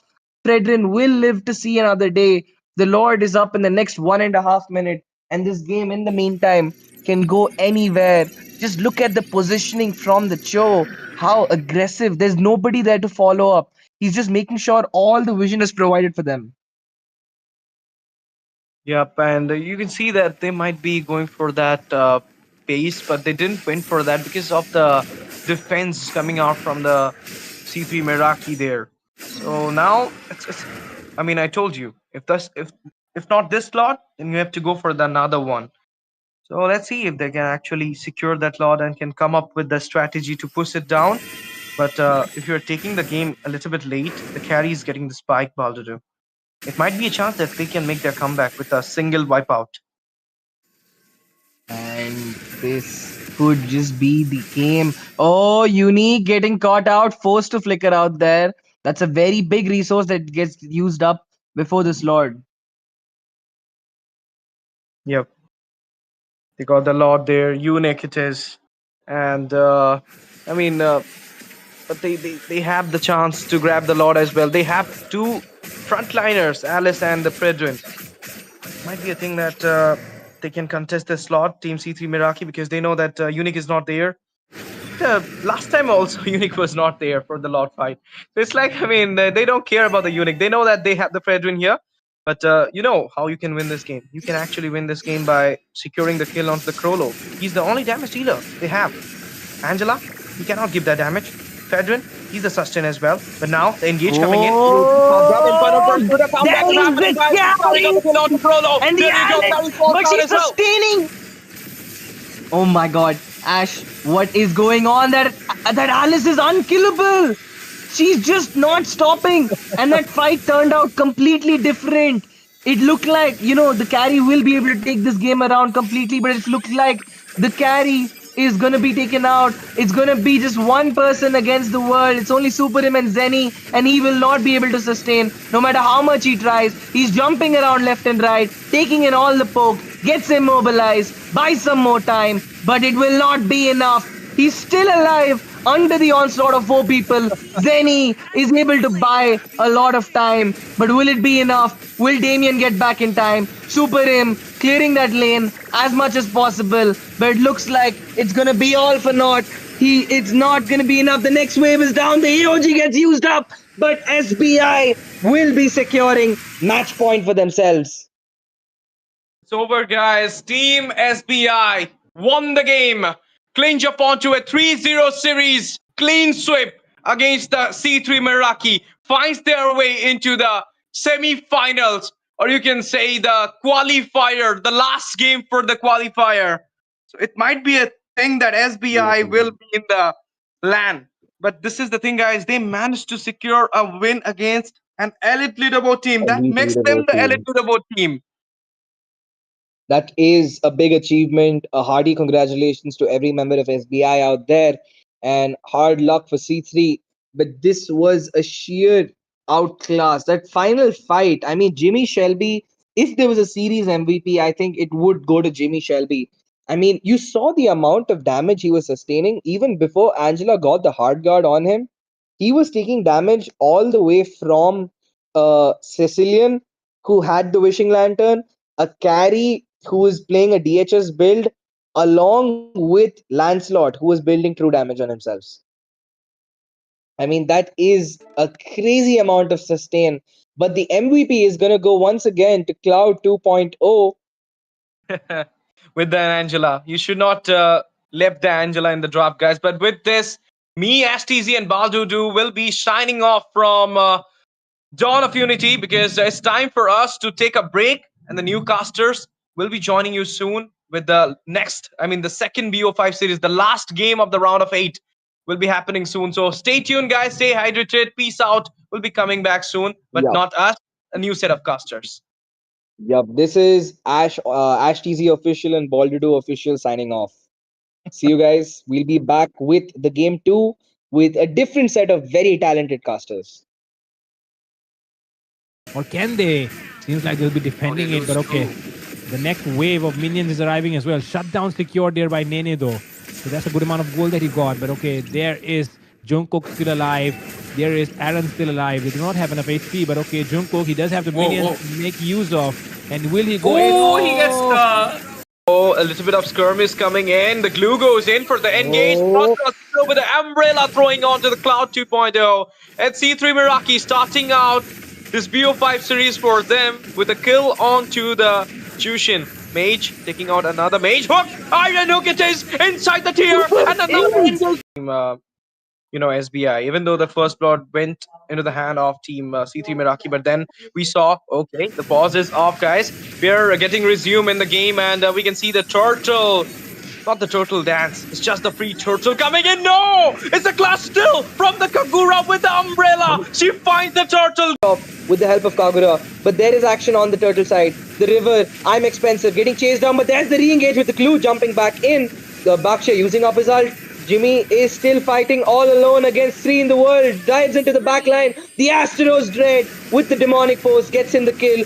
Zujin pulls back press. The bloody hunt gets used up, but 2 people get caught out. Who is Clue gonna latch onto? He does catch Jimmy Shelby. He gets zoned back out of the fight, but it's not gonna be enough. He is still jumping around. Lucas uses up that sacred bomb. Does not get the kill, but yes he does. Super Him gets picked off. The fight is going on. Sujin pulling him back. Zenny forced to back because see how aggressive he is with that positioning. Super Him does end up picking someone off. Will he get the ultimate in time? No, Krolo is the one who gets a pick off on the Godfather. The crossbow of time gets used up. I'm expensive, gets a kill on Super Him, but Krolo responds with a double kill. Make it 3. Can he get the 4th? He's hunting for more. I'm expensive, trying to make his way out of his life. Get pulled back. Network issue and you not having the early spike, then you cannot go for it. The conclusive bash is coming in there. Granger with the Death Sonata finds a kill on the Kalia. Now they're going in. Unstoppable for the Phobias. Double will be secured by the Granger. Krolo with the shots. And there you go. The Crimson Beacon is on. The glue is grabbing on to that Jushin. But Jushin will be saved up. Unleash the beast it is. Shutdown will be happening. The tortoise positions works here. They managed to secure the 2 inhibitors, the mid and the bot. And now you can see the grab has already been used. Lord right now standing in the hallway of the base, but Infernal Pursuit is coming in, disrupting the backline there. Kagura falls down. Kalia as well. Godlike being secured double on. That the Asian Chin is so much, early game centric hero. He needs that early buff or early spike to get on the mark. He got the turtle there, the penetration coming in, the traction pulse as well. Bravest fighter into the backline, revitalizing popped up here, and we can see the all-out goes in. The camp that's coming in, Lapu dives in with his brave stance, uses up his ultimate, but he's caught in the midst of it all. The turtle gets completely reset. The fight is going in. Unique dives in the backline. There it is. Damien gets popped out very low, but Lucas is caught in the midst of it all. They manage to make a trade with Cloud, who gets another kill onto themselves. They poke them down really low, nearly get Zenny down. It's also 2 as well. And talking about the goal lead, it's not so long, not so heavy. It's just 1k. Bravest fighter coming in. Glorious pathway as well. Mountain Shocker just got released. And there you go. He got the slash there. But this zone from the Kalea. Tsunami slam happened. Kidnap point. Roddy with the shots. Now Exactly. they are with the -3 for them. Attraction pulse for the zone onto Unique there.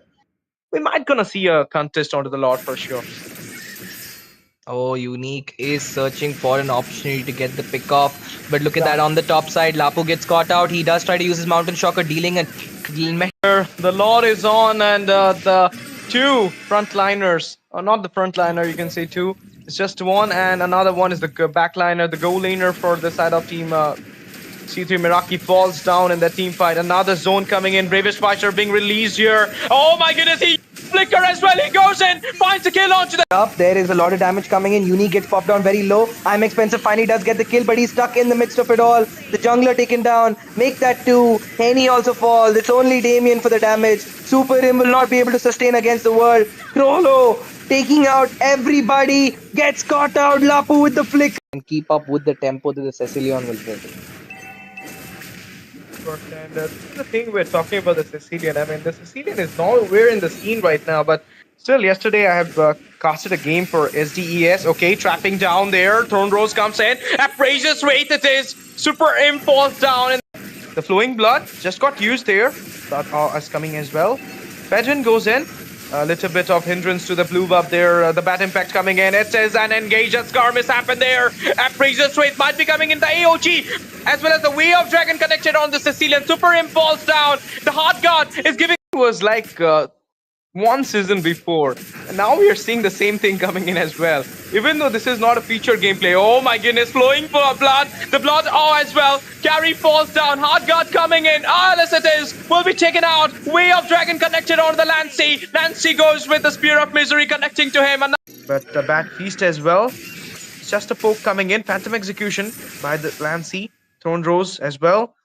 Lord being here actually be a thing for what is happening there? Carry falls down, the spears are coming in, and Super M just surrender himself because he knows is the C3 Meraki can make their comeback. Oh, it's going to be very difficult. They do not need to just bounce back from an 8-kill deficit. They have to do it against picks like the like the Moscow, like the Cho. It's going to be just so difficult to catch. But look at Shelby. Look how much he's sustaining. But it's not Cleared by the Cho and onto the top side. A little bit of split push was going in. He was actually trying to go into the back door. But there you go. The Sodi connected. The knockoff from the Lord. Phobius goes in. Infernal Pursuit. Retreat happened. The securance of the Lord from the Fedrin. Moscow finds a kill onto the man. Crollo it is going for a and the Alex, but she's sustaining. Oh my god, Ash, what is going on? That Alice is unkillable. She's just not stopping, and that fight turned out completely different. It looked like, the carry will be able to take this game. Or can they? Seems like they'll be defending it, but okay. The next wave of minions is arriving as well. Shutdown secured there by Nene though. So that's a good amount of gold that he got. But okay, there is Jungkook still alive. There is Aaron still alive. They do not have enough HP, but okay, Jungkook, he does have the minions to make use of. And will he go in? Oh, he gets the... Oh, a little bit of skirmish coming in. The glue goes in for the engage. With the umbrella throwing onto the Cloud 2.0. And C3 Meraki starting out this BO5 series for them with a kill onto the Jushin. Mage taking out another mage. Hook! Iron Hook it is inside the tier. And another SBI. Even though the first blood went into the hand of team C3 Meraki, but then we saw, okay, the pause is off, guys. We're getting resumed in the game, and we can see the turtle Not the turtle dance. It's just the free turtle coming in. No! It's a clash still from the Kagura with the umbrella. She finds the turtle. With the help of Kagura, but there is action on the turtle side. The river, I'm expensive, getting chased down, but there's the re-engage with the clue jumping back in. Baksha using up his ult. Jimmy is still fighting all alone against 3 in the world. Dives into the backline. The Astros Dread with the demonic force gets in the kill. Zujin pulls back as the bloody hunt gets used up, but 2 people get caught out. Who is Clue gonna latch onto? He does catch Jimmy Shelby. He gets zoned back out of the fight, but it's not gonna be enough. He is still jumping around. Lucas uses up that sacred bomb, does not get the kill, but yes he does. Super Him gets picked off. The fight is going on. Zujin pulling him back. Zenny forced to back because see how aggressive he is with that positioning.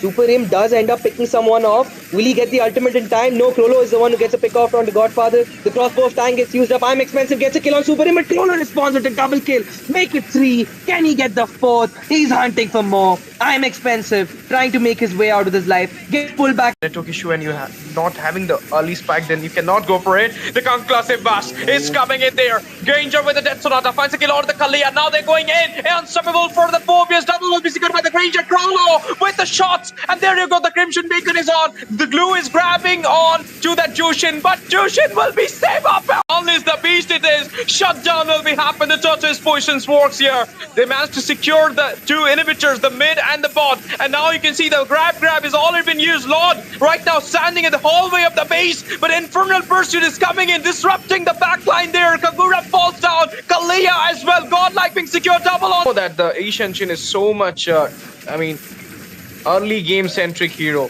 He needs that early buff or early spike to get on the mark. He got the turtle there, the penetration coming in, the traction pulse as well. Bravest fighter into the backline, revitalizing popped up here, and we can see the Arlord goes in. The camp that's coming in, Lapu dives in with his brave stance, uses up his ultimate, but he's caught in the midst of it all. The turtle gets completely reset. The fight is going in. Unique dives in the backline. There it is. Damien gets popped out very low, but Lucas is caught in the midst of it all. They manage to make a trade with Cloud, who gets another kill onto themselves. They poke them down really low, nearly get Zenny down. It's also 2 as well. And talking about the goal lead, it's not so long, not so heavy. It's just 1k. Bravest fighter coming in. Glorious Pathway as well. Manfred Chakra just got released. And there you go. He got the slash there. This zone from the Kalea. Tsunami slam happened. Kidnap point. Roddy with the shots. Now Exactly. they are with the -3 for them. Attraction Pulse for the zone onto Unique there. We might gonna see a contest onto the Lord for sure. Oh, Unique is searching for an opportunity to get the pick off. But look at that on the top side. Lapu gets caught out. He does try to use his Mountain Shocker, dealing a... The Lord is on, and the 2 frontliners, or not the frontliner, you can say 2.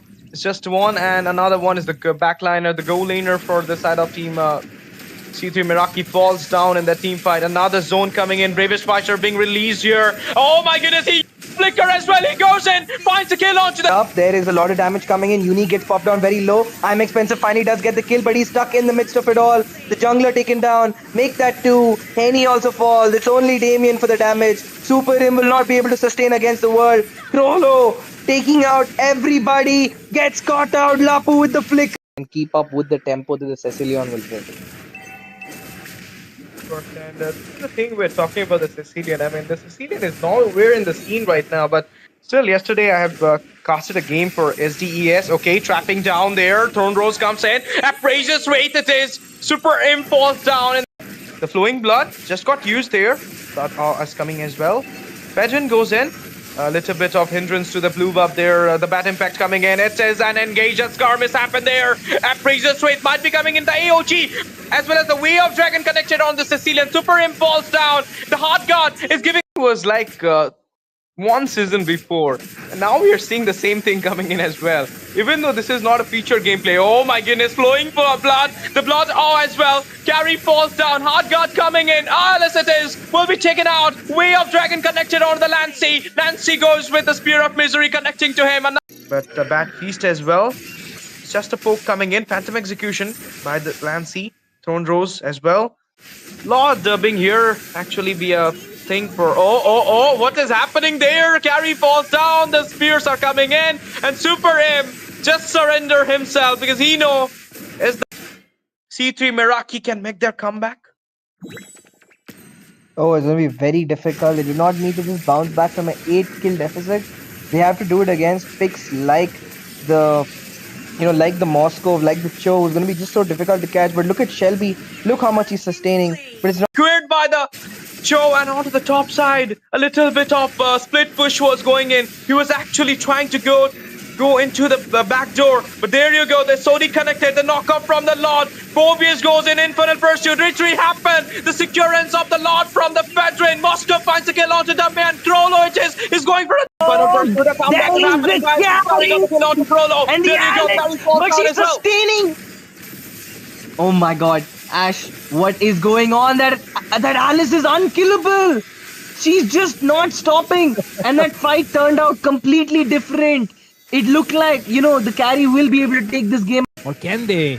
Seems like they'll be defending it, but okay. The next wave of minions is arriving as well. Shutdown secured there by Nene though. So that's a good amount of gold that he got. But okay, there is Jungkook still alive.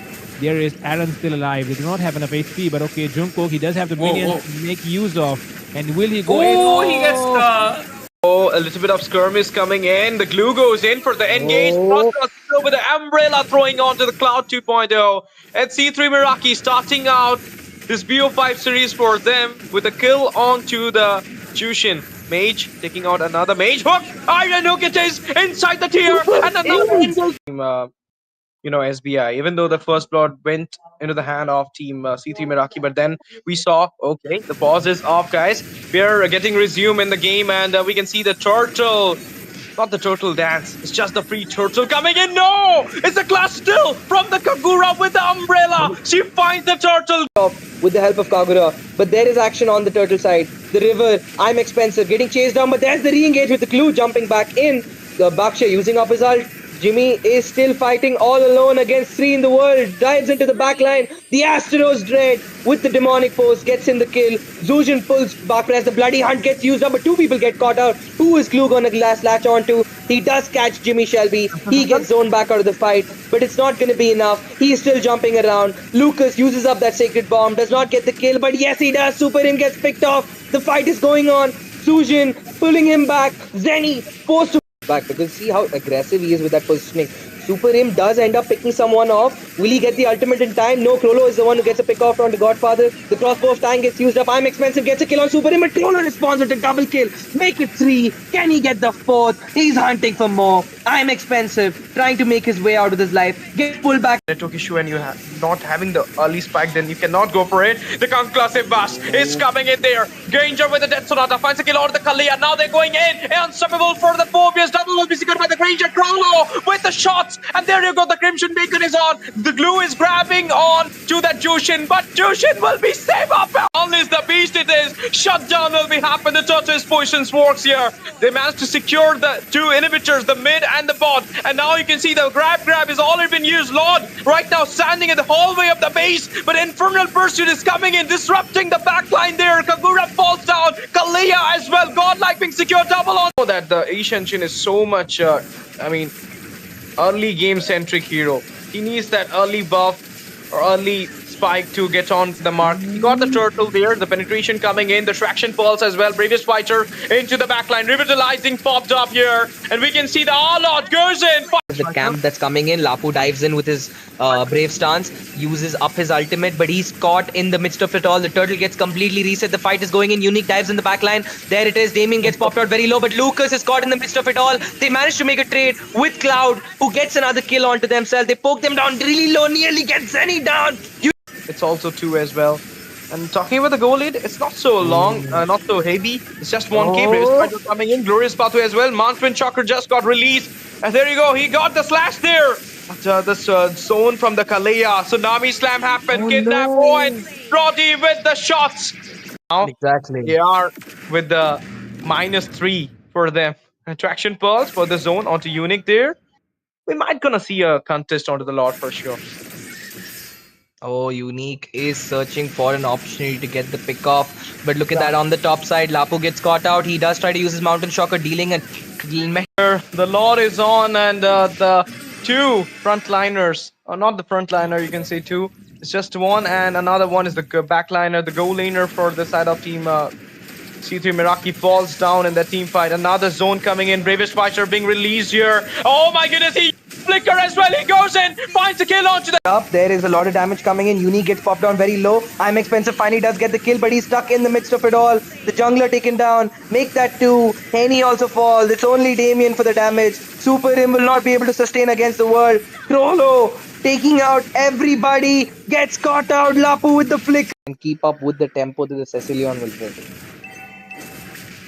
And this is the thing we're talking about the Sicilian. I mean, the Sicilian is nowhere in the scene right now, but still, yesterday I have casted a game for SDES. Okay, trapping down there. Throne Rose comes in. Appraiser's Wraith it is. Super Imp falls down. And the Flowing Blood just got used there. That is coming as well. Fedrin goes in. A little bit of hindrance to the blue buff there. The Bat Impact coming in. It is an engage. A skirmish happened there. Appraiser's Wraith might be coming in the AOG. As well as the Way of Dragon connected on the Sicilian. Super Imp falls down. The Heart God is giving... It was like... one season before, and now we are seeing the same thing coming in as well, even though this is not a feature gameplay. Oh my goodness, flowing blood, the blood as well. Carry falls down. Hard guard coming in. Yes it is, will be taken out. Way of Dragon connected on the Lancy. Lancy goes with the Spear of Misery connecting to him, but the Bat Feast as well. It's just a poke coming in. Phantom Execution by the Lancy. Throne Rose as well. Lord being here actually be a thing for what is happening there? Carry falls down, the spears are coming in, and Super Im just surrender himself because he knows is the C3 Meraki can make their comeback. Oh, it's going to be very difficult. They do not need to just bounce back from an 8-kill deficit. They have to do it against picks like the like the Moscow, like the Cho. It's going to be just so difficult to catch. But look at Shelby. Look how much he's sustaining. But it's not Cleared by the Cho and onto the top side. A little bit of split push was going in. He was actually trying to go into the back door. But there you go. The Sodi connected. The knockoff from the Lord. Phobius goes in. Infinite Pursuit. Retreat happened. The securance of the Lord from the Fedrin. Moscow finds the kill onto the man. Crollo it is going for a... and the Alex, but she's sustaining. Oh my god, Ash, what is going on? That Alice is unkillable. She's just not stopping, and that fight turned out completely different. It looked like, the carry will be able to take this game. Or can they? Seems like they'll be defending it, but okay. The next wave of minions is arriving as well. Shutdown secured there by Nene though. So that's a good amount of gold that he got. But okay, there is Jungkook still alive. There is Aaron still alive. They do not have enough HP, but okay, Jungkook, he does have the minions to make use of. And will he go in? Oh, he gets stuck. Oh, a little bit of skirmish coming in. The glue goes in for the engage. Still with the umbrella throwing onto the Cloud 2.0.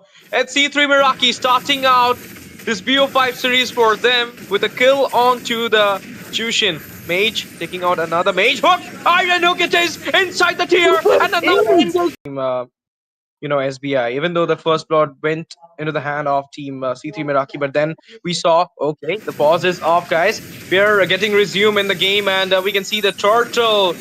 Not the turtle dance, it's just the free turtle coming in. No! It's a clash still from the Kagura with the umbrella. She finds the turtle.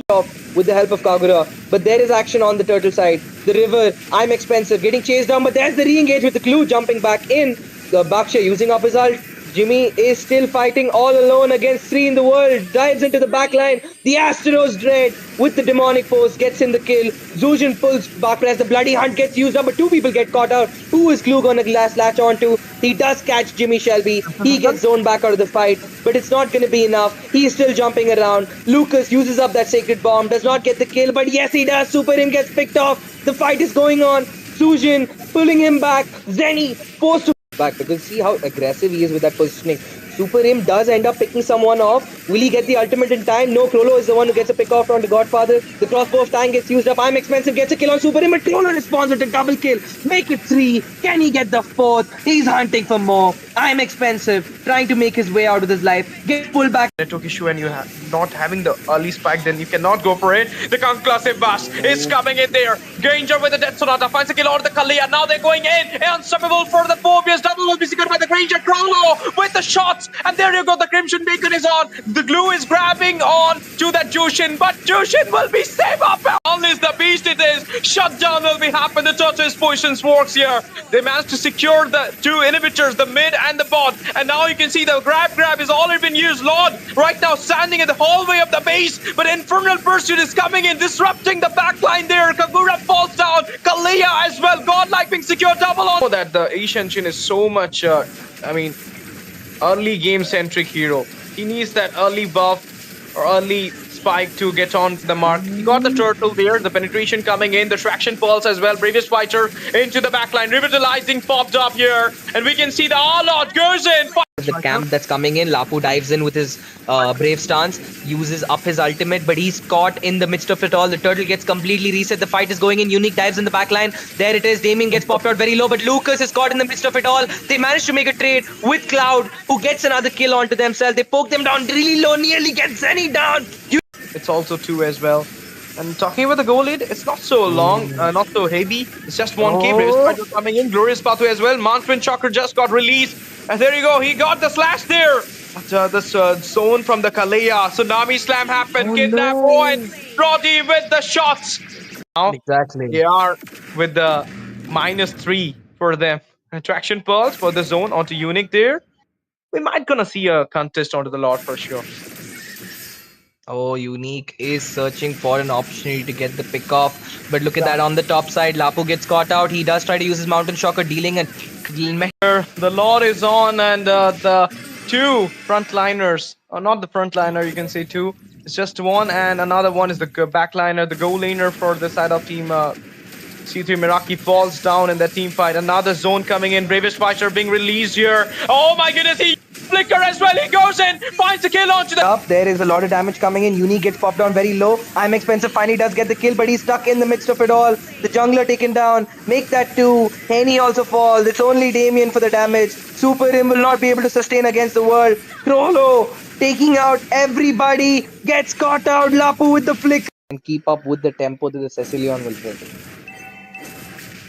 And this is the thing we're talking about the Sicilian. I mean, the Sicilian is nowhere in the scene right now, but still, yesterday I have casted a game for SDES. Okay, trapping down there. Throne Rose comes in. Appraiser's Wraith it is. Super Imp falls down. And the Flowing Blood just got used there. That is coming as well. Pedrin goes in. A little bit of hindrance to the blue buff there. The Bat Impact coming in. It says an engage. A skirmish happened there. Appraiser's Wraith might be coming in. The AOG as well as the Way of Dragon connected on the Sicilian. Super Imp falls down. The Heart God is giving... It was like one season before.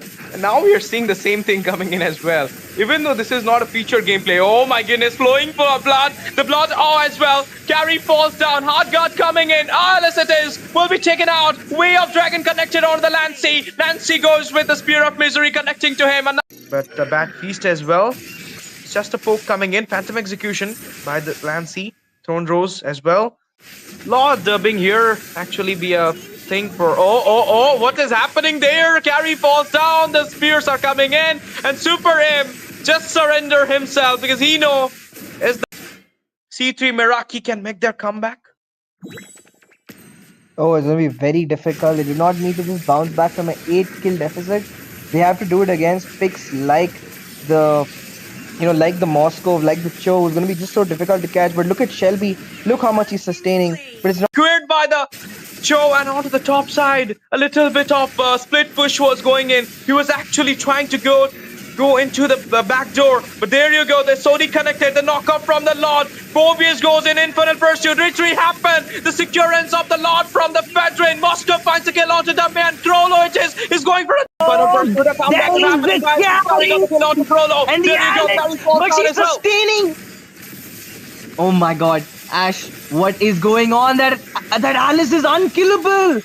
She's just not stopping. And that fight turned out completely different. It looked like, the carry will be able to take this game. Or can they? Seems like they'll be defending it, but okay. The next wave of minions is arriving as well. Shutdown secured there by Nene though. So that's a good amount of gold that he got. But okay, there is Jungkook still alive. There is Aaron still alive. They do not have enough HP, but okay, Jungkook, he does have the minions to make use of. And will he go in? Oh, he gets stuck. Oh, a little bit of skirmish coming in. The glue goes in for the engage. Still with the umbrella throwing onto the Cloud 2.0. And C3 Meraki starting out this BO5 series for them with a kill onto the Jushin. Mage taking out another mage hook. Iron hook it is inside the tier and another SBI. Even though the first blood went into the hand of team C3 Meraki, but then we saw, okay, the pause is off, guys. We're getting resume in the game, and we can see the turtle. Not the turtle dance, it's just the free turtle coming in. No! It's a class still from the Kagura with the umbrella. She finds the turtle. With the help of Kagura, but there is action on the turtle side. The river, I'm expensive, getting chased down, but there's the re-engage with the clue jumping back in. The Baksha using up his ult. Jimmy is still fighting all alone against 3 in the world. Dives into the backline. The Astros Dread with the demonic post gets in the kill. Zujin pulls back press. The bloody hunt gets used up, but 2 people get caught out. Who is Clue gonna latch onto? He does catch Jimmy Shelby. He gets zoned back out of the fight, but it's not gonna be enough. He is still jumping around. Lucas uses up that sacred bomb. Does not get the kill, but yes he does. Super Him gets picked off. The fight is going on. Sujin pulling him back. Zenny forced to back because see how aggressive he is with that positioning. Super Him does end up picking someone off. Will he get the ultimate in time? No, Krolo is the one who gets a pick off on the Godfather. The crossbow of time gets used up. I'm expensive gets a kill on Super Him, but Krolo responds with a double kill. Make it 3. Can he get the 4th? He's hunting for more. I'm expensive, trying to make his way out of his life. Get pulled back. Network issue and you not having the early spike, then you cannot go for it. The conclusive bash is coming in there. Granger with the Death Sonata finds a kill on the Kalia. Now they're going in. Unstoppable for the Phobias. Double will be secured by the Granger. Krolo with the shots. And there you go. The Crimson Beacon is on. The glue is grabbing on to that Jushin. But Jushin will be saved up. Unless the beast it is. Shutdown will be happen. The Tortoise Potions works here. They managed to secure the 2 inhibitors, the mid and the bot. And now you can see the grab has already been used. Lord right now standing in the hallway of the base, but Infernal Pursuit is coming in, disrupting the backline there. Kagura falls down. Kalia as well. Godlike being secured double on. That the Asian Chin is so much, early game centric hero. He needs that early buff or early spike to get on the mark. He got the turtle there, the penetration coming in, the traction pulse as well. Bravest fighter into the backline, revitalizing popped up here, and we can see the Lord goes in. The camp that's coming in, Lapu dives in with his brave stance, uses up his ultimate, but he's caught in the midst of it all. The turtle gets completely reset. The fight is going in. Unique dives in the backline. There it is. Damien gets popped out very low, but Lucas is caught in the midst of it all. They manage to make a trade with Cloud, who gets another kill onto themselves. They poke them down really low, nearly get Zenny down. It's also 2 as well. And talking about the goal lead, it's not so long, not so heavy. It's just 1k. Bravest fighter coming in. Glorious pathway as well. Mantwin Chakra just got released. And there you go, he got the slash there. But this zone from the Kalea, Tsunami Slam happened, kidnap point, Roddy with the shots. Now Exactly. they are with the -3 for them. Attraction Pulse for the zone onto Unique there. We might gonna see a contest onto the Lord for sure. Oh, Unique is searching for an opportunity to get the pick off. But look at that on the top side. Lapu gets caught out. He does try to use his Mountain Shocker, dealing a... The Lord is on, and the 2 frontliners, or not the frontliner, you can say 2. It's just 1, and another one is the backliner, the goal laner for the side of team C3 Meraki falls down in the team fight. Another zone coming in. Bravest fighter being released here. Oh my goodness, he flicker as well. He goes in, finds a kill onto the Up there is a lot of damage coming in. Unique gets popped down very low. I'm expensive finally does get the kill, but he's stuck in the midst of it all. The jungler taken down. Make that 2. Henny also falls. It's only Damien for the damage. Super Him will not be able to sustain against the world. Krolo taking out everybody. Gets caught out. Lapu with the flick. And keep up with the tempo that the Cecilion will bring. And this is the thing we're talking about the Sicilian. I mean, the Sicilian is nowhere in the scene right now, but still, yesterday I have casted a game for SDES. Okay, trapping down there. Throne Rose comes in. Appraiser's Wraith it is. Super Imp falls down. And the Flowing Blood just got used there. That is coming as well. Pedrin goes in. A little bit of hindrance to the blue buff there. The Bat Impact coming in. It says an engage at Scar miss happened there. Appraiser's Wraith might be coming in the AOG. As well as the Way of Dragon connected on the Sicilian. Super Imp falls down. The Heart God is giving... It was like 1 season before. And now we are seeing the same thing coming in as well. Even though this is not a feature gameplay. Oh my goodness, flowing blood. The blood, as well. Carry falls down. Heart God coming in. Yes it is. Will be taken out. Way of Dragon connected on the Lancey. Lancey goes with the Spear of Misery connecting to him. But the Bat Feast as well. It's just a poke coming in. Phantom execution by the Lancy. Throne Rose as well. Lord being here actually be a thing for. Oh, what is happening there? Carry falls down. The spears are coming in. And Super M just surrender himself because he know is the C3 Meraki can make their comeback. Oh, it's going to be very difficult. They do not need to just bounce back from an 8-kill deficit. They have to do it against picks like the, like the Moscow, like the Cho. It's going to be just so difficult to catch. But look at Shelby. Look how much he's sustaining. But it's not. Cleared by the Cho and onto the top side. A little bit of split push was going in. He was actually trying to go into the back door. But there you go. The Sodi connected. The knockout from the Lord. Phobius goes in. Infernal Pursuit. Retreat happened. The securance of the Lord from the Fedrin. Moscow finds a kill onto the man. Krolo it is going for a And the Alex, but she's sustaining. Oh my god, Ash, what is going on? That Alice is unkillable. She's just not stopping. And that fight turned out completely different. It looked like, the carry will be able to take this game. Or can they? Seems like they'll be defending it, but okay. The next wave of minions is arriving as well. Shutdown secured there by Nene though. So that's a good amount of gold that he got. But okay, there is Jungkook still alive. There is Aaron still alive. They do not have enough HP, but okay, Jungkook, he does have the minions to make use of. And will he go in? Oh, he gets stuck. Oh, a little bit of skirmish coming in. The glue goes in for the engage. With the umbrella throwing onto the Cloud 2.0. And C3 Meraki starting out this BO5 series for them with a kill onto the Jushin. Mage taking out another mage. Hook! Iron Hook it is inside the tier. And another SBI. Even though the first blood went into the hand of team C3 Meraki, but then we saw, okay, the pause is off, guys.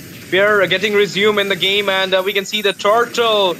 Not the turtle dance, it's just the free turtle coming in. No! It's a clash still from the Kagura with the umbrella. She finds the turtle. With the help of Kagura, but there is action on the turtle side. The river, I'm expensive, getting chased down, but there's the re-engage with the clue jumping back in. The Baksha using up his ult. Jimmy is still fighting all alone against 3 in the world. Dives into the backline. The Asteros Dread with the demonic force gets in the kill. Zujin pulls back press. The bloody hunt gets used up, but 2 people get caught out. Who is Glue gonna latch onto? He does catch Jimmy Shelby. He gets zoned back out of the fight, but it's not gonna be enough. He's still jumping around. Lucas uses up that sacred bomb. Does not get the kill, but yes he does. Super Him gets picked off. The fight is going on. Zujin pulling him back. Zenny forced to back because see how aggressive he is with that positioning. Super Him does end up picking someone off. Will he get the ultimate in time? No, Krolo is the one who gets a pick off on the Godfather. The crossbow of time gets used up. I'm expensive gets a kill on Super Him, but Krolo responds with a double kill. Make it 3. Can he get the 4th? He's hunting for more. I'm expensive, trying to make his way out of his life. Get pulled back. Network issue and you not having the early spike, then you cannot go for it. The Conclusive Bash is coming in there. Granger with the Death Sonata finds a kill on the Kalia. Now they're going in. Unstoppable for the Phobius. Double will be secured by the Granger. Krolo with the shots. And there you go. The Crimson Beacon is on. The glue is grabbing on to that Jushin. But Jushin will be saved up. Unless the beast it is. Shutdown will be happen. The Tortoise Potions works here. They managed to secure the 2 inhibitors, the mid and the bot. And now you can see the grab has already been used. Lord right now standing in the hallway of the base. But Infernal Pursuit is coming in, disrupting the backline there. Kagura falls down. Kalia as well. Godlike being secured double on. That the Ishanshin is so much, early game centric hero. He needs that early buff or early spike to get on the mark. He got the turtle there, the penetration coming in, the traction pulse as well. Bravest fighter into the backline, revitalizing popped up here, and we can see the Lord goes in. The camp that's coming in, Lapu dives in with his brave stance, uses up his ultimate, but he's caught in the midst of it all. The turtle gets completely reset. The fight is going in. Unique dives in the backline. There it is. Damien gets popped out very low, but Lucas is caught in the midst of it all. They manage to make a trade with Cloud, who gets another kill onto themselves. They poke them down really low, nearly get Zenny down. It's also 2 as well. And talking about the goal lead, it's not so long, not so heavy. It's just 1k. Bravest fighter coming in. Glorious Pathway as well. Mountain Chakra just got released. And there you go, he got the slash there. But this zone from the Kalea. Tsunami Slam happened. Kidnap point. Roddy with the shots. Now Exactly. they are with the -3 for them. Attraction Pulse for the zone onto Unique there. We might gonna see a contest onto the Lord for sure. Oh, Unique is searching for an opportunity to get the pick off. But look at that on the top side. Lapu gets caught out. He does try to use his Mountain Shocker, dealing a The Lord is on, and the two frontliners, or not the frontliner, you can say two. It's just one, and another one is the backliner, the goal laner for the side of team C3 Meraki falls down in the team fight. Another zone coming in. Bravest Fighter being released here. Oh my goodness, he flicker as well. He goes in, finds a kill onto the Up, there is a lot of damage coming in. Uni gets popped down very low. I'm Expensive finally does get the kill, but he's stuck in the midst of it all. The jungler taken down. Make that two. Henny also falls. It's only Damien for the damage. Super Im will not be able to sustain against the world. Crollo taking out everybody. Gets caught out. Lapu with the flick. And keep up with the tempo that the Cecilion will bring. And this is the thing we're talking about the Sicilian. I mean, the Sicilian is nowhere in the scene right now, but still, yesterday I have casted a game for SDES. Okay, trapping down there. Throne Rose comes in. Appraiser's Wraith it is. Super Imp falls down. And the Flowing Blood just got used there. That is coming as well. Fedrin goes in. A little bit of hindrance to the blue buff there. The Bat Impact coming in. It says an engage. A Skirmish happened there. Appraiser's Wraith might be coming in the AOG. As well as the Way of Dragon connected on the Sicilian. Super Imp falls down. The Heart God is giving. It was like one season before. And now we are seeing the same thing coming in as well. Even though this is not a feature gameplay. Oh my goodness, flowing for blood. The blood, oh, as well. Carry falls down. Heart God coming in. Ah, yes it is. Will be taken out. Way of Dragon connected on the Lancy. Lancy goes with the Spear of Misery connecting to him. But the Bat Feast as well. It's just a poke coming in. Phantom Execution by the Lancy. Throne Rose as well. Lord being here actually be a thing for oh, what is happening there? Carry falls down, the spears are coming in, and Super Imp just surrender himself because he know is the C3 Meraki can make their comeback. Oh, it's going to be very difficult. They do not need to just bounce back from an 8-kill deficit. They have to do it against picks like the, like the Moscow, like the Cho. It's going to be just so difficult to catch. But look at Shelby. Look how much he's sustaining. But it's not. Cleared by the Cho and onto the top side. A little bit of split push was going in. He was actually trying to go into the back door. But there you go. The Sodi connected. The knockoff from the Lord. Phobius goes in. Infernal Pursuit. Retreat happened. The securance of the Lord from the Fedrin. Moscow finds a kill onto the man. Trollo is going for a comeback. Hello and good evening, everyone, and welcome to the Dawn of Unity. This presented to you by God of Dead Officials, production partner Nexus Events and IT Solution Private Limited, streaming partner Router, official sponsor we got Get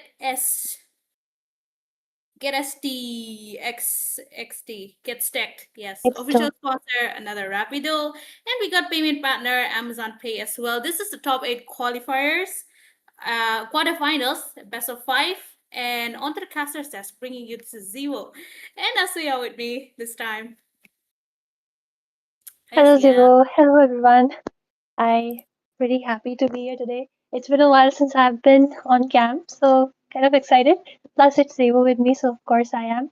And the teams, Zero, do you have any idea about the teams if you would like to introduce us? Yep, the teams today we have T3 going against Anarchy. Quite I would say an underdog matchup going against a top dog.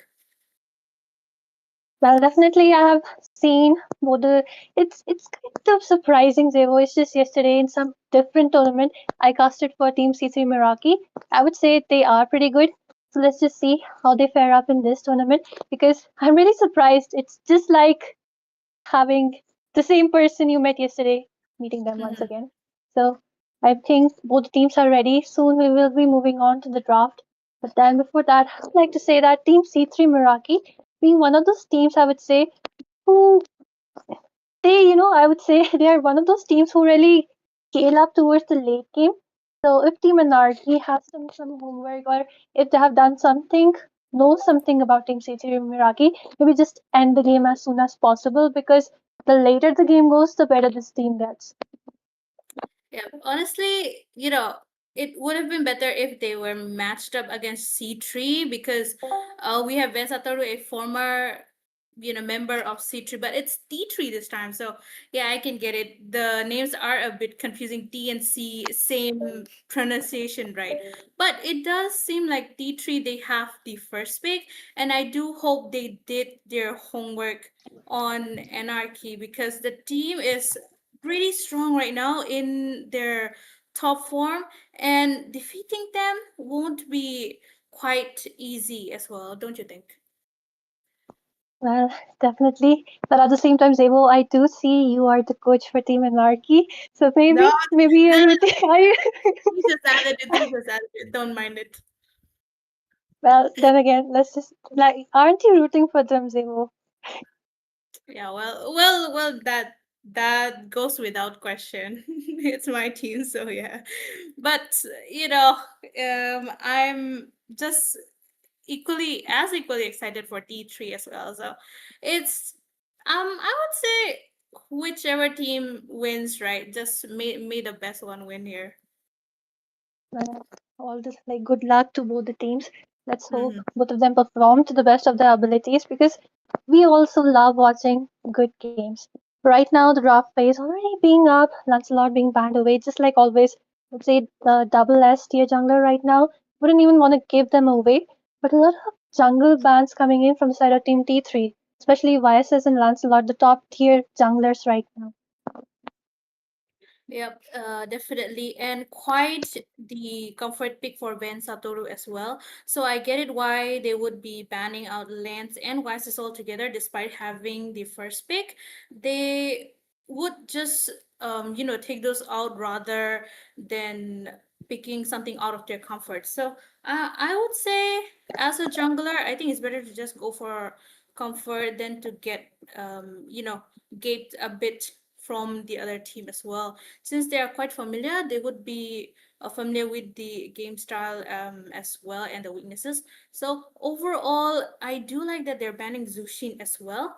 But from the side of Anarchy, 1-1 is always a threat to almost any of the teams. So I do get why they ban her out as well. Definitely the ever banned hero. No matter how much you tweak this person, this cat woman right here, she'll like either she'll be so OP that you have to ban her, or either she'll be Mhm. completely out of the meta.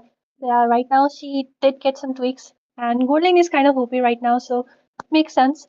But Angela, the most surprising thing in this season is how that whole buff for Angela just puts her into that ban section. She's like most of the game she's up out there because no one wants to deal with that hard guard after every 15 to 20 seconds. Yep. If you build CD on her, then it's less than 10 seconds. So it's just too annoying to have that hard guard on when you're having a team fight all together. It just have increases the chances of getting chances of survivability, right? So of course, getting the Angela out is quite a good decision as well. Not to mention the Kimmy, since Anarchy has a second pick, they would just go for banning the Kimmy rather than risking her getting taken up by the side of T3. But first pick out here, leaving out a lot of meta heroes, the CC or the Baxia, they just decide to go for the Kadita as their mage. Well, I would say she is kind of a threat because you don't like not always they go for a petrify, right? She can also go for the flicker, and that one hit from the rough waves can instantly delete any squishy. But then again, I would say then you traded it off with so much better heroes out there because there is a Boksha, there is a Harith. Harith will be really, really hard to control. Maybe pick up a Granger against him because he's one of those heroes who can counter the Harith. But then once again, the same situation that if you let the Harith farm, he will completely destroy everything, especially considering that he does do that true damage. But meanwhile, I think Team T3 is also completely set up because I would say Grok, one of my personal favorites in this season, that AoE is vast. He is Mm-hmm. a menace. He's a complete menace, Devo. And plus, I would say that combo coming up with Karita, she will be getting a lot of chances. And even if she misses or if people are on Purify, she is still having a great support right now. Yes, certainly. Grok just adds up the stun factor that Kadita might miss right? So she can just go on and charge in with Grok and then burst all together while Grok has that tectonic charge stun onto himself. I do like it. And the fact that both the junglers are going for a utility kind. I'm still not sure that the Basha can still be on to the roam position since it's quite versatile as well. We'll know for sure after the second phase of this drafting series. But right now, a Vix Valentina getting picked out for the Grok, or she can still go for the rough waves from Kanita as well. Quite the high burst since she does deal the magic damage as well, right? Well, I would say she is a pretty solid pick out here because she can copy literally all three of those ultimates, and she Mm-hmm. will be. It highly depends on what is the situation. If you want to be the one initiating, of course, a tectonic charge is something which you would want to yourself. At the same time, Grok being one of those tanks who will be there always in front, right, trying to hit his passive, trying to hit that first skill. So I think pretty easy to copy. And at the same time, rough waves, of course, if you want more damage. So I would say Team Anarchy looking solid with that draft, but at the same time, Team 3 T3, I would say it highly depends on the execution because right now they do have a pretty solid front line. And just to pair it up, maybe go for some burst kind of assassin or maybe a burst gold laner that would fit them pretty well if they can protect the damage dealer and he can melt everyone down. Yeah, having a Fredrin as your jungle does pose the fact that Fredrin does need a bit more farm from the mid to late game so that he can start dealing all this damage with the Appraiser's Wrath as well. So they kind of need to be patient around their jungling position as well. So there we do see a CC getting picked out. I'm quite surprised that T3 they missed out on banning the CC because she is quite, you know, quite a top tier in the XP lane as well, quite unmatched by almost all of the other heroes altogether. Leaving the CC open does impose a lot of threat since they have those solid frontliners, which is she can just melt those frontliners out on her own as well, right? So Fredrine might be in a bit of a trouble, same with Grok as well. Of course, she's quite nimble as well, but ooh, we get to see Nathan pick out here and Lapu. Yes, I do was thinking a Lapu in this sort of scenario because of the team comp that they have. They do need someone to charge in while having all the sustain, and I think Lapu is the best candidate that they can get. Definitely, I would say right now Team T3's draft looks pretty solid because imagine it is the Grok who is diving in, and then Nathan he can just dive in with the ultimate, right? So he doesn't need to close up that gap because he has the ultimate. Lapu Lapu with the flicker and the bravest fighter, he has a lot of mobility.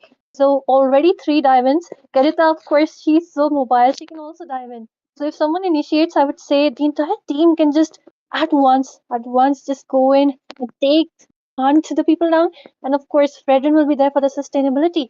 They are pretty solid draft. Meanwhile, from the side of Team Anarchy, I would say highly depends on their execution because that Hayabusa pick, there are a lot of tanky heroes, Zevo. So, do you think that Haya can work out here? Because if he gets the snowball, then all's well, everything is good. But if he doesn't, it might fall off for them. I think the Hayabusa is mainly for the Natan and the Katita altogether. Apart from that, they have CC to melt the front line. So the main purpose of Haya is going to be diving onto the back line as well. And if Harriet he gets that farm, then he's going to be melting almost anyone that comes in his way as well. And since there is no phobias, there is absolutely no one to stop that Harriet from his tracks as well.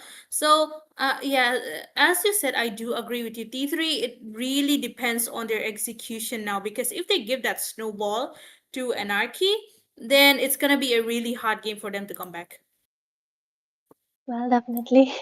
It is a game of, it is of course 60% raw, 40% execution. And I would say Team Monarchy, we have already seen them onto a lot of tournaments. They are pretty good with those executions, especially I would say the playmaker might be bid here because Valentina is pretty strong in the early.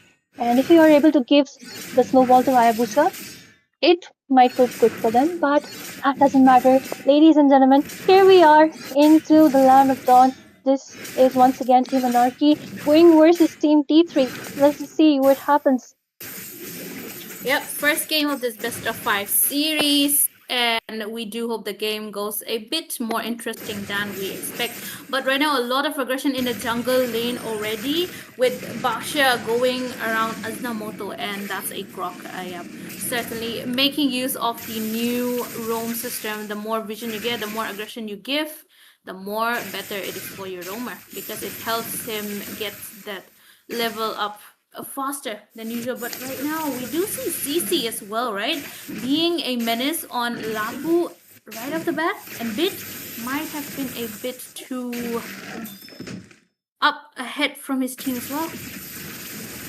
It is the issue with CC. She is a monster at level 1, and Lapu Lapu really needs that level 4 and maybe that War Axe or some defensive item before he can go toe to toe against that CC, and she will definitely be an issue for them. Oh. But bottom lane Fiero gets targeted out here. Ben Satoru missing his 3 shurikens, but yes, he does get that first blood. Aznamoto not being able to save his marksman at all. Faith out here just cutting the lane up while Romcom gets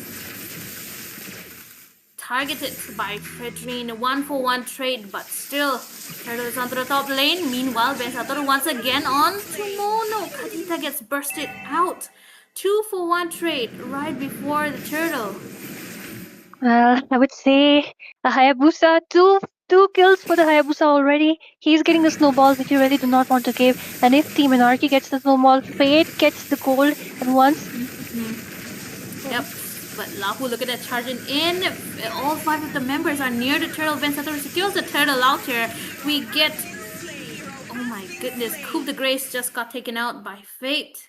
And of course, the burst that the amount of progression that they are giving, it's not a good start for the side of T3. Well, like considering that Nathan really needs that late game to start doing anything in those team fights, but right now, as we can already see, I think Team Anarchy does have very aggressive start. Van is already level 6 and Grok isn't even level 4. That's how it is going up for them. I think Team T3 really needs to play it safe, or maybe just play it together, because the entire draft revolves around them sticking together, right? Because they do lack that burst right now. They have a lot of front lining, but they really need the damage dealers, and at the same time they really need to stop Van from reaching the damage dealers, because if they don't get the farm, what can they even do? Oh my goodness. Oh, the burst from Kadita is quite a lot. Fate gets bursted out. That's a solo kill for Kadita. But then again, Coup de Grace. Oh my goodness. So that is not a great position for Art to be in. He gets bursted out. One more kill in the hands of Kadita. A bit too greedy out there. I mean, I can imagine a Fredrin in 1 HP is... Oh? Bid, though, manages to move away, has a lot of dashes to his names. But at the same time, I think that ultimate got wasted. Yeah, certainly that got wasted out. But Ben Satoru going for Aznamoto this time with his Owi Shadow kill. Gets a killing spree. More onto Fiero. Oh, but he gets a shutdown though with the help of Appraiser's Wrath as well. But Fiero gets taken out. Kadita out here with her rough ways. Romcom gets bursted out in the hands of Fredrine. But followed up. Once again, same scenario. But Coup de Grace, will he be able to get away? I think he will be. But bottom lane, more team fights going around as Bakshia is to fall down in the hands of Karti. And they did switch up lanes as well. Bit might be in danger once again with Lapu charging in onto Bit. Gets a double kill. That was quite a turn of events. I would say pretty good exchange for the side of Team T3 right now. They were able to stop the aggression which was coming in from Van, and that shut down onto Nathan, something which they really require right now. Might even have the upper hand on the turtle. Oh yeah, oh my goodness, definitely the turtle steal coming from Ben Satoru, and a save from the Appraiser's Wrath, but Basha will be falling down in the hands of Kadita. Fiero though, he might just get away, but no, with a split of HP, that is 2 kills in the hands of Anarchy once again, evening it out. Romcom just not letting them recall at all. Fate is there as well, jumps in onto Aznamoto and he gets taken out with orange buff getting taken away by Ben Satoru again. Oh yeah, he's going for the purple buff as well. Well, I would say they really need the Lapu Lapu because whenever Lapu is there for the team fights, they are kind of winning it out. But the way I would say the entire communication between Team Anarchy is top notch because unless it is Karita who is going using that Petrify combo, there is nothing which they're actually able to do against them because the way they are just sandwiching people out. I mean, it's okay. Do we get a team fight? Yes, we do. Coup de Grace is the first to fall down in the hands of Basha, but Fierro followed up. Bit takes him down, gets a terrified, and Art is there with a revitalized health. Fate secure 1 kill in his hands once again, and the bottom turret first tier is down already. Mono might be in danger. Will he be able to pop his rock waves out? Yes, he does. Tries to go onto Art, bursts him down, gets a mega, and escapes with almost getting taken down as well. But oh my goodness, right now if we look at the turrets, it is not quite up to the same mark. Anarchy, they do have the map control in their hands still. Well, definitely the macro in the hands of Team Anarchy right now, they are kind of unstoppable. I would say CC as well as Fate, the way they are flanking from two sides and then Art goes in, it's like they're targeting one person at a time and it's just like falling dominoes. One who falls and the rest just follow up. So I would say this domino effect needs to be stopped right now. Yeah, certainly Kadita. The only way she could escape is to pop out her rough waves. Ben Satoru did waste his Obishadow kill on, but right now they might just around the purple buff. A lot of skirmishes going around. Asamoto is stuck between them quite a bit, but Bit gets away with that flicker away from the Appraiser's Rat, but Fate right here onto Cardi with the Zaman Force, and of course the Chrono Dashes as well as Namoto gets taken out in the hands of Bit. Art as well in the hands, getting unstoppable for Kadita, at least securing 5 kills in her names. 5,000 gold lead, and it's not even about the gold lead, it is about the level gap. I mean, just look at even Romcom, he's already level 10. Meanwhile, the jungler, the Fredrin, he's still level 8. Momo, who is doing pretty well, is only level 9 right now. And at this point, I don't think so even Fate, because he has a lot of farm. Unless he gets taken down, it will be really hard for Team T3 to actually do something. Because just look at him, already melting team people inside the turret. Yep. The only issue for Fate is gonna be that mana. But right now, Romcom is also a bit too tanky for Kadita to burst him down. But we see Ben Satoru diving in, gets a kill bit on Cardi, and Ben Satoru on Asamoto once again. The Grok is not able to land his tectonic charges at all. They just keep on going in, bursting everyone down. This is what I was worried about. Hayabusa, if he works, he's a menace. If he doesn't, he is not. We can already see that he is working out pretty well for them. Already level 13. Between, even if there are 4 members who are sticking together, one ultimate just takes on the squishies.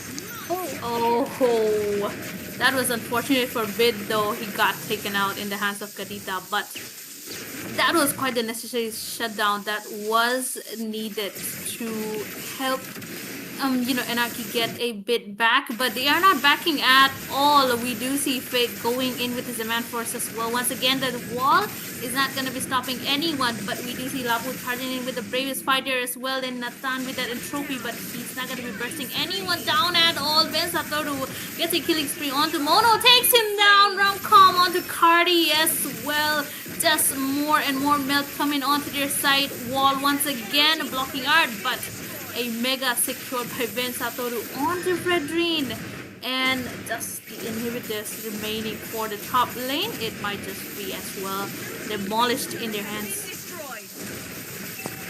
Definitely, like it's only 10 minutes into the game and they've already lost 1 inhibitor, and they're not even stopping it right now because once the snowball happens, they can't do anything. Kadita does have the ult to survive though. My goodness, no. She was not able to pop out the ultimate at all. I mean, just look at the amount of Oh my goodness, look at the amount of melt that Ben Satoru is doing, even on to Lapu, which is known to be a bit tanky as well. It's just not working out.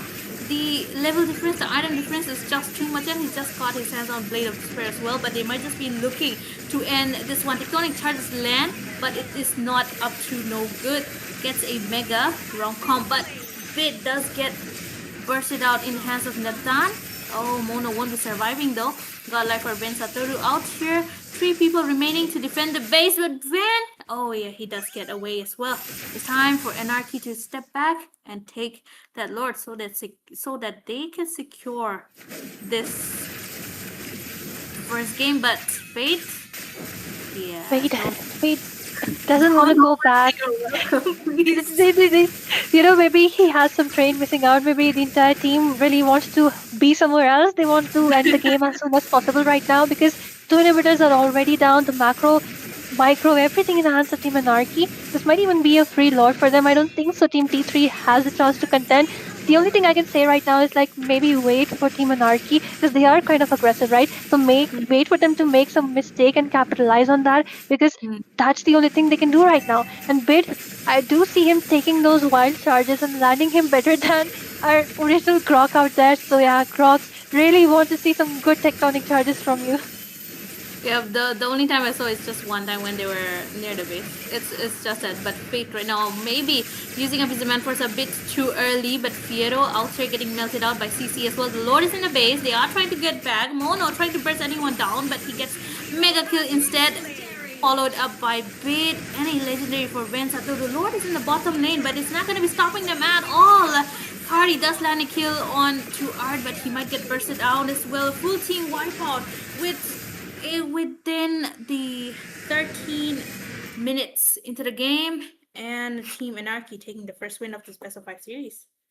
Well, definitely 12 minutes, 24 seconds, I would say one of the shortest games out there. So yeah, Team Anarchy living up to the name because we have seen them quite often in a lot of tournaments. And yes, this is what they are. They are extremely aggressive. They won't even stop with one person dying. It's like someone will just follow up and take that kill, even if someone ends up dying. So yeah, I think Team T3 Meraki, since this is the first game, and usually the teams do test out the waters, so maybe learn something from it. And I think the draft was pretty good, but I would say the issue was Van getting that snowball. Right from the first 3 kills that he received, he was unstoppable. And although they managed to get some, shutdowns here and there, but then again, I would say the synergy which Team T3 was looking out for it didn't happen for them. Especially considering that the damage dealer, especially Nathan, he scales way too late game and didn't even let that clock cross that mid time, mid game timer.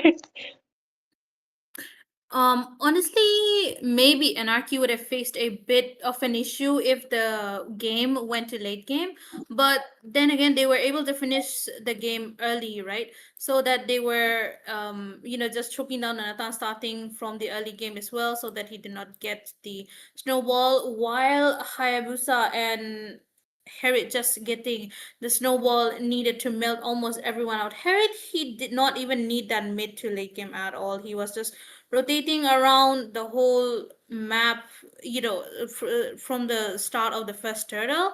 And I would say Lapu and his rotation was a bit off. If he was there present in almost all the team fights, then he would have been a bit of a trouble for Anarchy because, as you said before, the Lapu was the one, being on the front line and holding T3 all together while they made their combos. But in the absence of Lapu, the combo just took a wrong turn. They were not able to even survive all those damages that were dealt towards them. Well, definitely, and I think Team Anarchy is quite adaptive because they realize that since Lapu has rotated and he is winning out, taking a lot of shutdowns because he is one of the main early damage dealers and the CC provider, they just swapped the lanes out. Page just went towards the top lane. He sucked all that core from the top lane tower.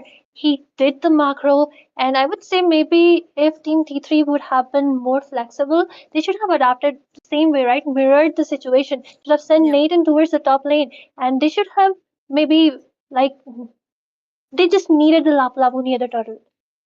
And that's something which they lag behind quite a lot, especially considering that if you do see Team Anarchy, the way they were going in, charging, like right, even near the second tier, four members out there just trying to take down one person. So maybe that's kind of very, usually teams just think that no one will be charging around and we will be just taking straight away those neutral objectives. But maybe this was something new for them. That's what I'm saying. This is the first game. They have seen how Team Anarchy plays.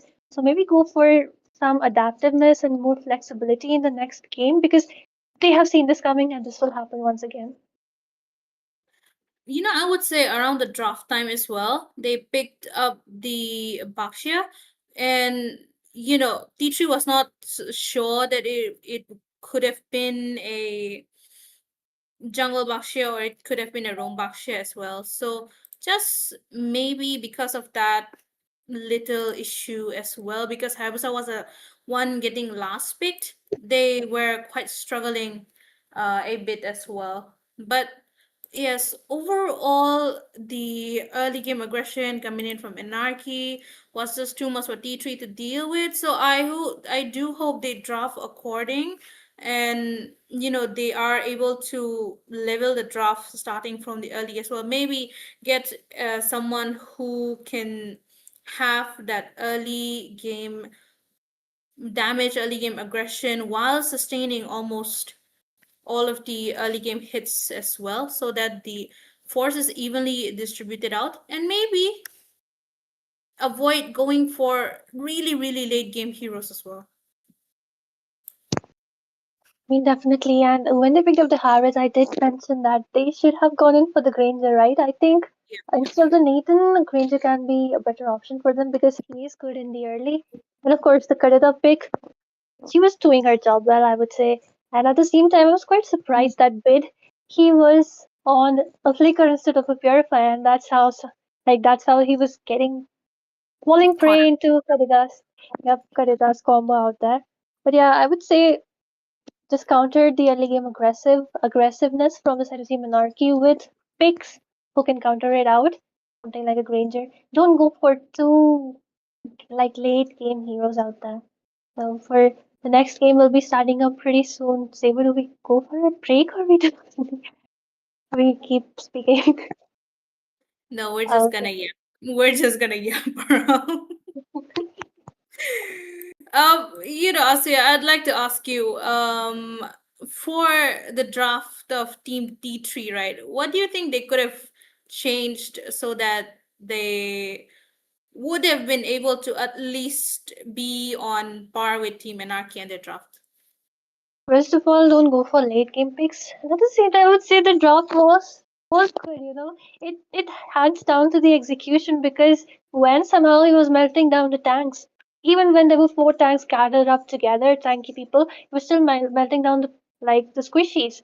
So I would say, what can I say? It's the execution and even the rotations, as well as the way Team T3 wasn't able to mirror the movements which were coming in from the side of Team Anarchy. So maybe try that. And just like I said, they will be doing it in this match, hopefully, because they've already gotten a taste of how Anarchy goes, the patterns, the way they play. Yep, we'll see more of these actions after we take a short break. Let's have a little water break and, let's just hope we get to see both the teams back in action once again. Oh, a little bit of skirmish coming in. The glue goes in for the engage. With the umbrella throwing onto the Cloud 2.0. And C3 Meraki starting out this BO5 series for them with a kill onto the Jushin. Mage taking out another mage. Hook! Iron Hook it is inside the tier. And another engage. Their draft revolves around them sticking together, right? Because they do lack that burst right now. They have a lot of front lining, but they really need the damage dealers. And at the same time, they really need to stop Van from reaching the damage dealers because if they don't get the farm, what can they even do? Oh my goodness. Oh, the burst from Mario, but to the grace. Will he be able to get away? I think he will be. But bottom lane, more team fights going around as Baxia is to fall down in the hands of Karti then. And they did switch up lanes as well. Bit might be in danger once again with Labu charging in onto Bit. safe from the Appraiser's wrath, but Basha will be falling down in the hands of Kadita. Fiero, though, he might just get away, but no, with a bit of HP, that is 2 kills in the hands of Anarchy once again, evening it out. Romcom just not letting them recall at all. Fate is there as well, jumps in on Combo. There is nothing which they're actually able to do against them because the way they are just sandwiching people out. I mean, it's okay. Oh, do we get a team fight? Yes, we do. Cook the Grace is the first to fall down in the hands of Basha, but Fiero followed up. Bit takes him down, gets a Fiero followed up. Bit takes him down, gets a terrified, and Art is there with a revitalized health. Fate secure 1 kill in his hands once again, and the bottom first tier is down already. Mono might be in danger. Will he be able to pop his rock waves out? Yes, he does. Tries to go on to Art, bursts It will be really hard for Team T3 to actually do something because just look at him already melting people inside the turret. Yep. The only issue for Fate is gonna be that mana, but right now Romcom is also a bit too tanky for Kadita to burst him down, but we see Ben Sato to dive in. 10 minutes into the game and they've already lost one inhibitor and they're not even stopping it right now because once the snowball happens, they can't do anything. Kadita does have the ult to survive though. My goodness, no. Oh, She was not able no. to pop out the ultimate at all. I mean, just look at the amount of using up his demand force a bit too early, but Fiero out here getting melted out by CC as well. The Lord is in the base. They are trying to get back. Mono trying to burst anyone down, but he gets mega kill instead. Followed up by Bit and a legendary for Vensato. The Lord is in the bottom lane, but it's not going to be stopping them at all. Cardi does land a kill on to Art, but Oh, a little bit of skirmish coming in. The glue goes in for the engage. With the umbrella throwing onto the Cloud 2.0.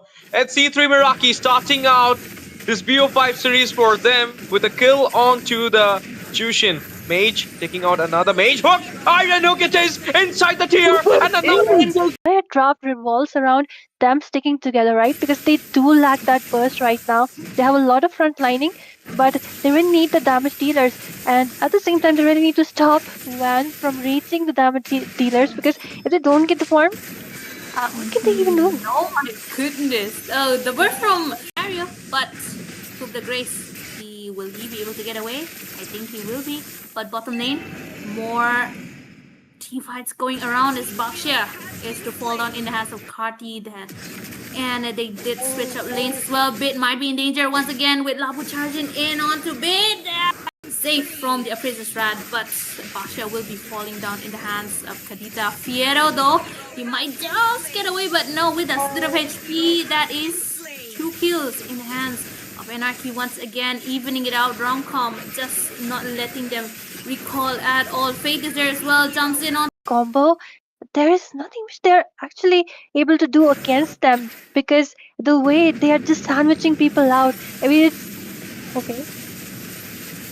Oh, do we get a team fight? Yes, we do. Cook the Grace is the first to fall down in the hands of Basha, but Fiero followed up. Bit takes him down, gets a Fiero followed up. Bit takes him down, gets a terrified, and Art is there with a revitalized health. Fate secure 1 kill in his hands once again, and the bottom first tier is down already.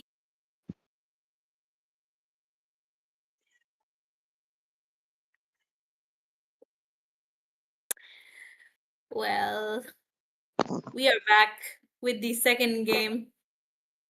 Not much of a break, right? But yeah, we are back, bringing you the Dawn of Unity once again, presented by God of Death Official.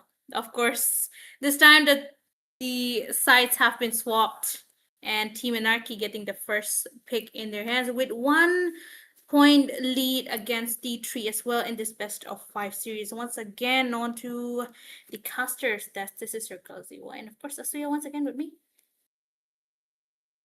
And yep, we're here back once again, ladies and gentlemen. Thank you if you're here. Stay tuned, do like, share, and subscribe. Meanwhile, we will be moving on to the draft once again, and we will be seeing the same bands which happen every time, every day. It is the Angela, it is Lancelot.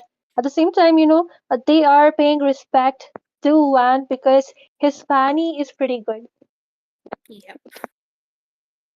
Yep. Honestly, Van, he does not get to use the Fanny much, but when he does, he likes to use her quite aggressively. I'll tell you, the team does not let him use Fanny much.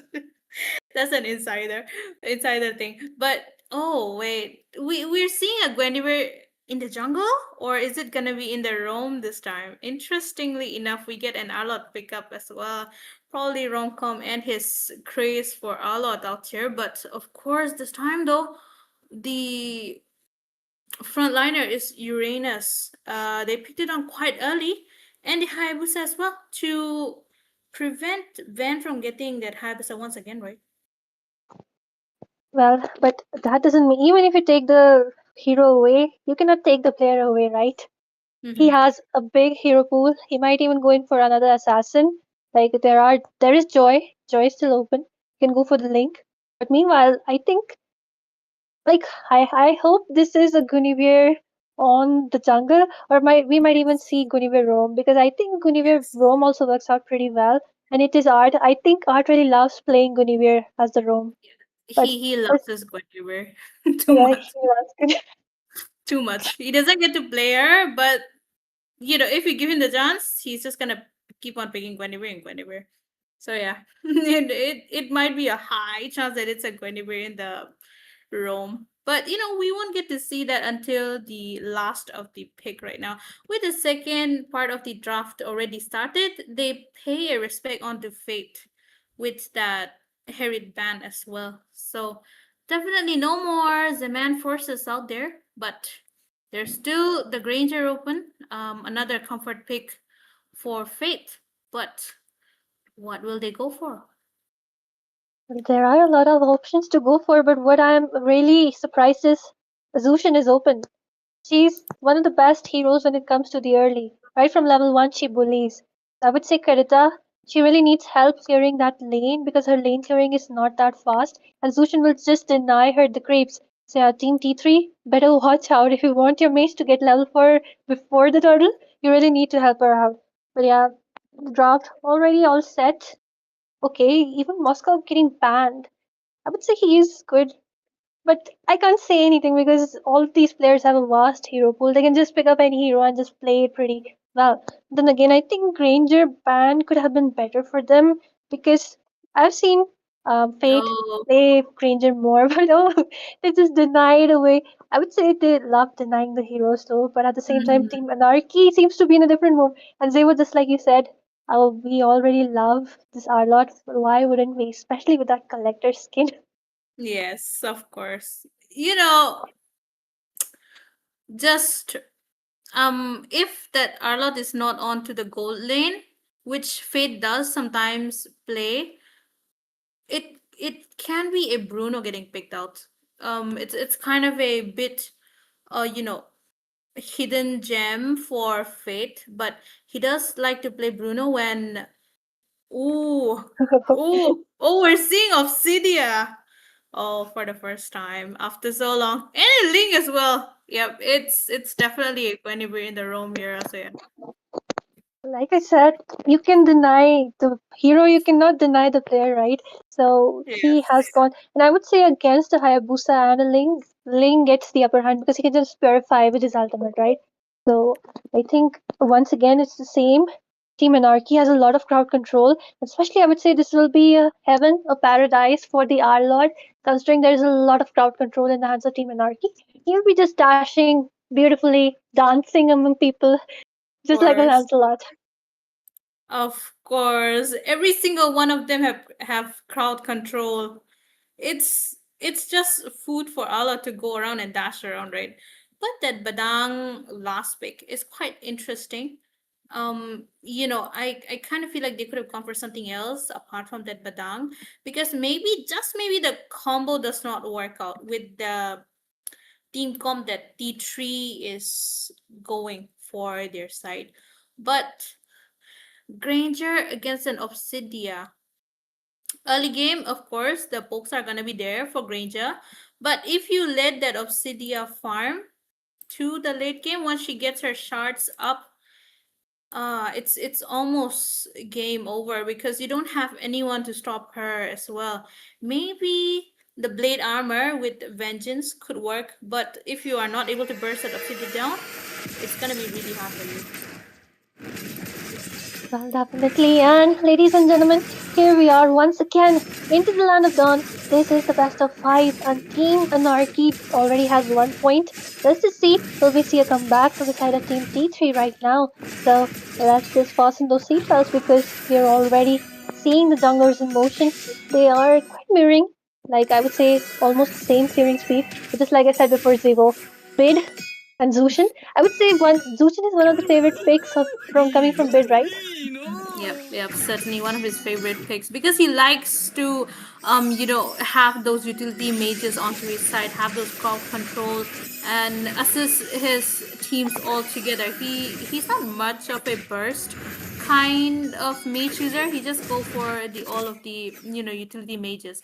So it's definitely a comfort pick in his side as well. But right now, Badang on the mid lane. Just providing some CC out there. He is pretty low. He dared to go against the early game Lucian without this ultimate. I would say he needs to use up that flicker. 2 resources already wasted. And just like I said before, he really needed to help the Karita because she's already been denied 2 creeps. That's pretty bad when it comes to getting that level 4 before the turtle. Yep, certainly Turtle onto the bottom lane, and the teams are just gonna be, getting their level 4 fast. But the map control getting denied for the side of Team T3, while Hybris is on the top lane. I'm kind of guessing they won't be contesting for the Turtle since they know that Anarchy is quite aggressive, so they would just go for certain traits. Well, definitely, and I think trading away the gold laner is pretty good because they already saw how good Fate is if he gets the farm. And at the same time, just look at the Granger already soaking up all that gold from the top tier. Oh, meanwhile, Mono, I think Fate is not having the best time of his life. Getting taken down already twice, but Momo gets stunned, gets lifted, and Art takes that kill, taking the revenge for Fate.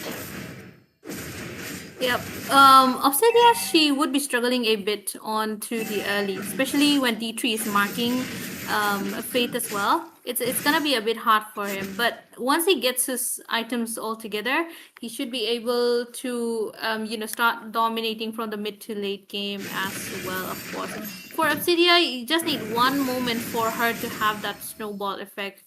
So you never know when Obsidia can start being a menace onto your side. But right now, top lane Hayabusa once again. Once again, Fate, the 3rd time, he will not be seeing the light of the day.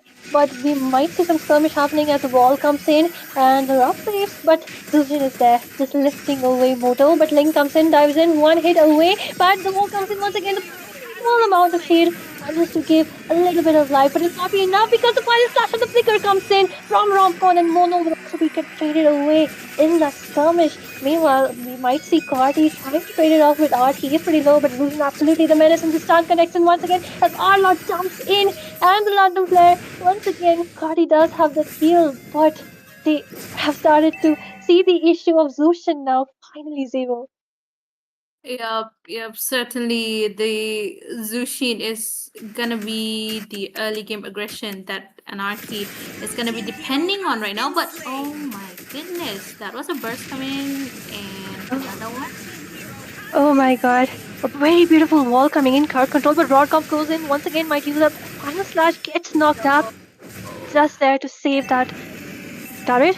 The blue might also get invaded out there because Cardi absolutely being a menace, getting melted down. Satoru in a very low HP needs to back off for now, but Obsidia comes in once again along with the final slash. The heal is there, and with this, I don't think they will be able to survive under the turtle in the hands of Team T3 right now. And Cardi absolutely being a menace in the front lane. Bid needs to move back, but the knock coming in from Art. Meanwhile, just look at the way Shadow kill. He gets lifted away.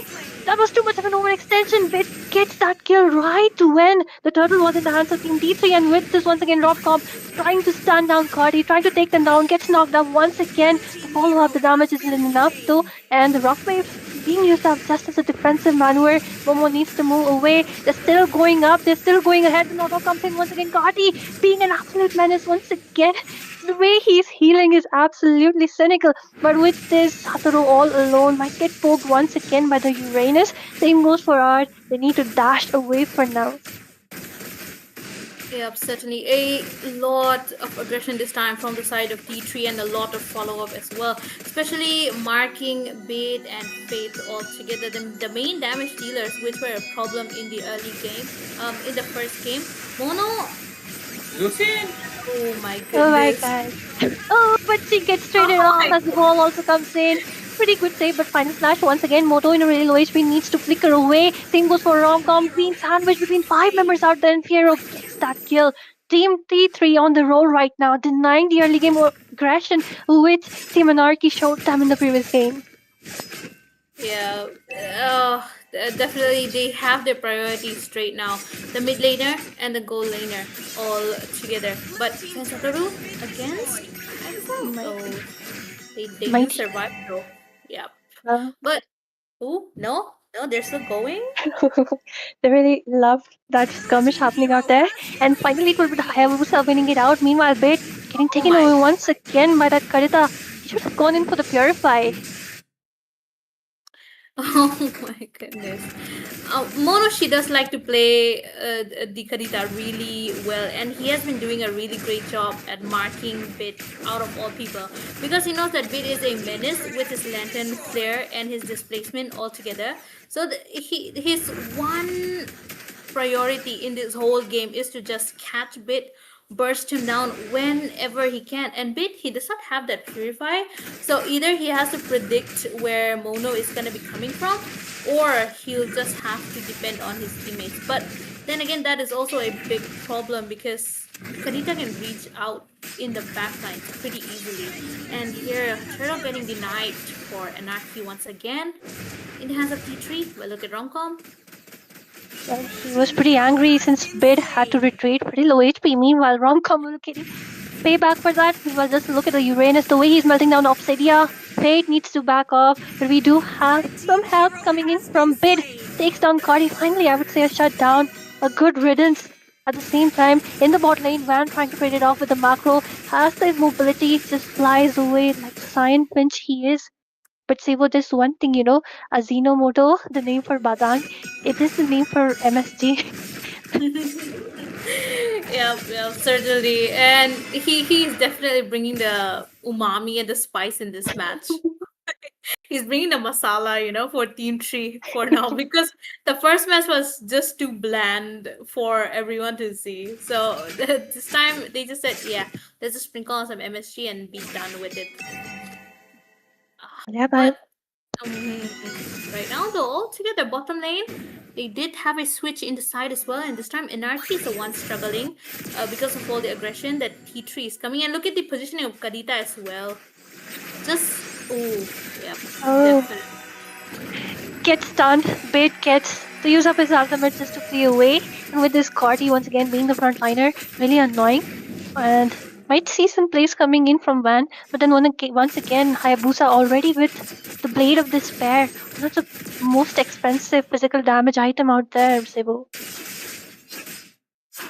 Yeah, certainly the most expensive items and the most dangerous one as well because he does have a high physical attack and it's gonna be helping Coup de Grace a lot, especially, right? And I kind of feel like Assassin is more of his comfort rather than utility, so altogether he does have quite that movement ability as well. But Fate just got bursted out before the Lord as well.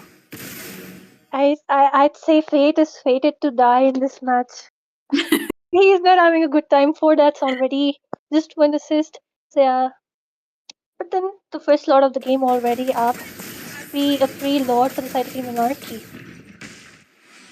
Yeah, certainly D3 just dominating the whole map right now in Anarchy. They know that if they go in and contest the Lord right now, it's gonna be hard for them to defend, especially since they are a bit low on the farm as well. And their positioning. But, no. Oh my goodness. But look at Karita though. But Bid checking that bush, he knows But Petrify being used up, the knockout combo coming in from Attack as the balls also come in. And with this, the stun does connect. The Wiki Shadow Kill gets separated, but one hit away, but manages to move away from the Shurikens. Meanwhile, that beautiful combo coming in once again. The Lord, the Holy Shade with beautiful final slash onto 3 people. And with this, and look at the Cyan Finch. The knockup is there. A shutdown finally as Mono gets taken down. The double kill for Van. Needs to flee away, even if he wants the rest of the kill. But 3 members down on the side of Team Anarchy right now. Piero trying to grab onto the first inhibitor of the game. And his ultimate is it's hurting at this point. A bit slow on the blades for Van Satoru at least. That was a little bit of a delay out here, but at least he was able to burst some of them down. Just choke them down before they were able to get their hands on the inhibitor. As of now, but I feel like the Granger is gonna be a lot more problem when it gets more and more late game. He already has a lot of damage in his hands, and not to mention Mono is just out there, making sure taking full advantage of the dangerous grass that is around to burst anyone that comes in his way around, especially Fate and Bit, since they are quite squishy as well. But Cardi, once again, all alone, the stun connects onto Romcom. He tries to dash away, and between 4 members, get melted down by those rock waves. And with this art facing some issues, really needs that knockout, misses out that second skill. And with this, not much to say. Kari might get lifted up soon up, but then just look at our Hayabusa trying to trade it off with a macro in the bot lane, denying the creeps to Van at this point. Yep, that is the same treatment that Anarchy gave to T3. So they're just returning the favor, right? As you said, I think they were just testing the waters in the first game. This time they are definitely showing the true colors. Right now, Mono? Oh, the rock waves. Art just jumps into that rock waves. Gets slain down by the combo coming in from the Badang, but the Lantern Flare is almost there. The 3 members with the final slash right inside the turret, and Piero will be finally getting that shut down as Van goes in for the cleanup job. But we do have the Wiki Shadow Kill, uses up that ultimate just to purify it away. And with this, barely managed to survive in a pretty low HP. Lucian, though, still being a menace, trying to lift people away, trying to slow them down, trying to delay their path towards the Lord. But she can't stop it at this point, Zigo. Yeah. Oh my goodness. The whole vibe of D3 changed compared to the first match right now. And with Badang and Uranus being in the front line, it's just not permissible. Oh my god! Van just gets that retribution, steals that Lord, a clutch steal, and with this, Team T3 needs to move back. Art with the mock up onto Mono. Finally, the Slayer, the 1-bit fierce, has been taken away from the equation, and with this, once again, they are going for the aggressive. They have nothing to fear. Might take down the first tier from the mid lane out there, and Wan once again with the buffs he has, uses up that ultimate, tries to take down the Ajinomoto. 1 hit away, takes him down. At the same time, the rest of the members a complete wipe out. What is this? Suddenly it is Team Anarchy for the win, Zero. No, suddenly a turn of events had just happened. Just one moment of event that just got turned out. Oh my goodness. Even the base, even Haya was not able to defend the base at all. But, oh my goodness. How did that happen, Nasuya? I thought T3 was dominating the whole match. But around the Lord where Van Satoru took the second Lord, the whole scenario changed. They just got a full team wipeout and they were just able to end it. Definitely, I would say Art finally, because if you do see, the Karita was actually being the bone of contention right there, right? And she already used the rough waves just to take down that Lord, but somehow Wan still steals it. So she didn't have any devices to flee away. Art just captures that moment, takes down the Karita, and when Karita is gone, he has the freedom of movement. He can just roam wherever he wants. And of course, not to mention those beautiful final slashes coming in from the rom-com. And I would say the wall, the Karita as well as the Badang combo, which was working out for them, it was already baited away in that they used up everything for the Lord. But somehow, since everything was used away, they could not defend the aggression which was suddenly all upon them. So yeah, I would say that final team fight was made by Ard as well as that final slash. Yep. That is what you need, right? The final moment where everything gets decided. This is, why the MOBA tournament is so exciting, because you never know until the last moment that whatever will happen. But I would say Kadita was doing really well on Mono was really doing well on that Kadita, right? Same with Fiero on that Granger as well. They were able to dominate the whole match, but I think it was because of the positioning around the Lord as well. They were not just careful enough, and they extended it a bit after losing that Lord, right? They kind of lost their patience as well. So because of that small mistake, Anarchy was able to capitalize on them, and they were just, they just had a full team wipeout. But nonetheless, they got a 2-0, still leading. Really, really favorable condition for Anarchy right now. They can just have a little bit of a chill time and just, take it easy, or they could just end in a full 3-0 if they want. They want. Maybe if they have trains to catch, they might end it up in 3 games. And I would say the streamer will be pretty happy if that happens. I think I think even the streamer and us will be too, because it's getting late, and as much as we want to, you know there's nothing more relaxing than sitting on your own bed and just, being in peace of a mind. But yeah, well, we do hope we get to see the third match as soon as possible. But speaking of the team comp, I would just go back to where D3 was drafting, right?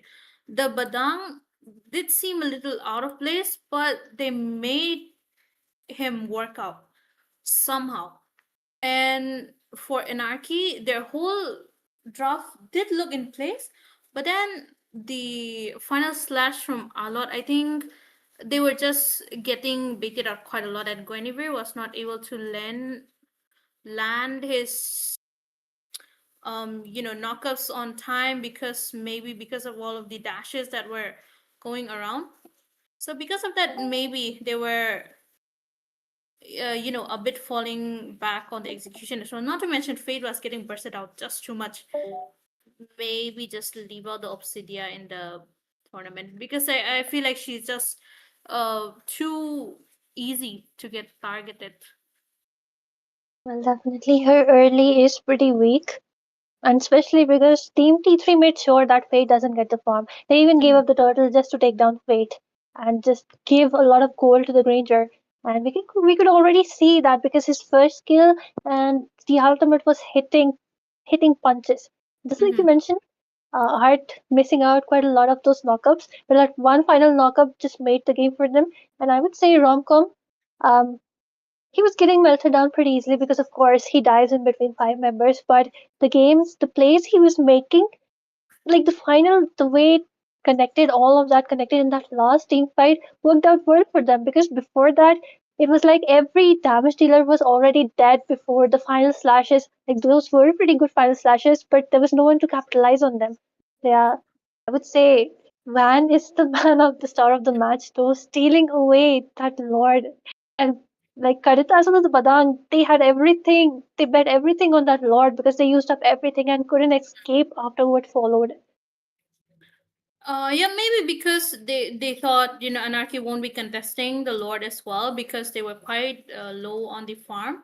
But when he just went on, that's also one of the problems of having a link on your opponent. You never know when he just leaps onto you from over the wall altogether. So it was just, they could have targeted when Van was there, but then, as you said, they used up all of their skills and resources onto taking out the Lord, so they were just not able to, have a stun or have a knockup on to Van, and it kind of just gave him the opening to secure the Lord. And I feel like Coup de Grace was not ready for Van coming in to steal the Lord as well. So maybe in that state of a panic as well, it just slipped off just too much. But back to the third game of this best of five, maybe the final decider. Who knows? This time, Anarchy once again getting the second pick and T3 getting the first pick. Would they go for Kadita once again? It does seem like Mono is quite too much comfortable on that Kadita. Definitely, I would say he plays Karita pretty good. We even saw a title on him, so yeah, he is pretty used to the hero and he's doing well. At the same time, I'm really surprised that um, Bid, even though he got locked down by Karita so much in the first game, he still didn't go for the Purify in the second game. And even in the second game, he was getting literally locked down by the Karita. Let's just see what happens. Will they give out the Karita once again, or they do have better bans? But this time, once again, Team T3 has the first pick. So the question is, will they give away the same Hayabusa or the heroes which Van really loves to play? Or will they target Fate, giveaway, or ban that habit? They have a choice to make: either target Van or target Fate. Because as far as we've seen right now, you can't be targeting both of them together, because at least because of the wide hero pool, it's just gonna be too versatile for them to go on, right? So we'll see what Anarchy would be banning right now. They do ban out the 1-1, which is a major threat for any one of them. Any one of the teams that just come for the tournament, right? You would not want that 1-1 altogether. But T3, they might be looking to keep the YSS open though this time. They just banned out the Lance and the Fanny all together for their side. Respect ban for ban. All three matches, Fanny is a permanent ban. And of course, in the hands of a good player, she's a beast. And of course, Ainsley as well as the Lancelot making like all these four picks have been banned out continuously from the match one. So nothing new here. But what I'm interested is that will the last two picks also be the same, like YSS and all, or will they just target ban something? I just hope they ban out the Kadita. I want to see what other hero pool Mono has. For just to be safe for them as well. They're just getting bursted out too much. So, but no, they still decide to keep the Kadita open. Interesting. Ego play coming in. I would say, but this time they ban out the Bakshia. Although I would say so far I've not seen the Bakshia getting picked out from the side of D3 at all.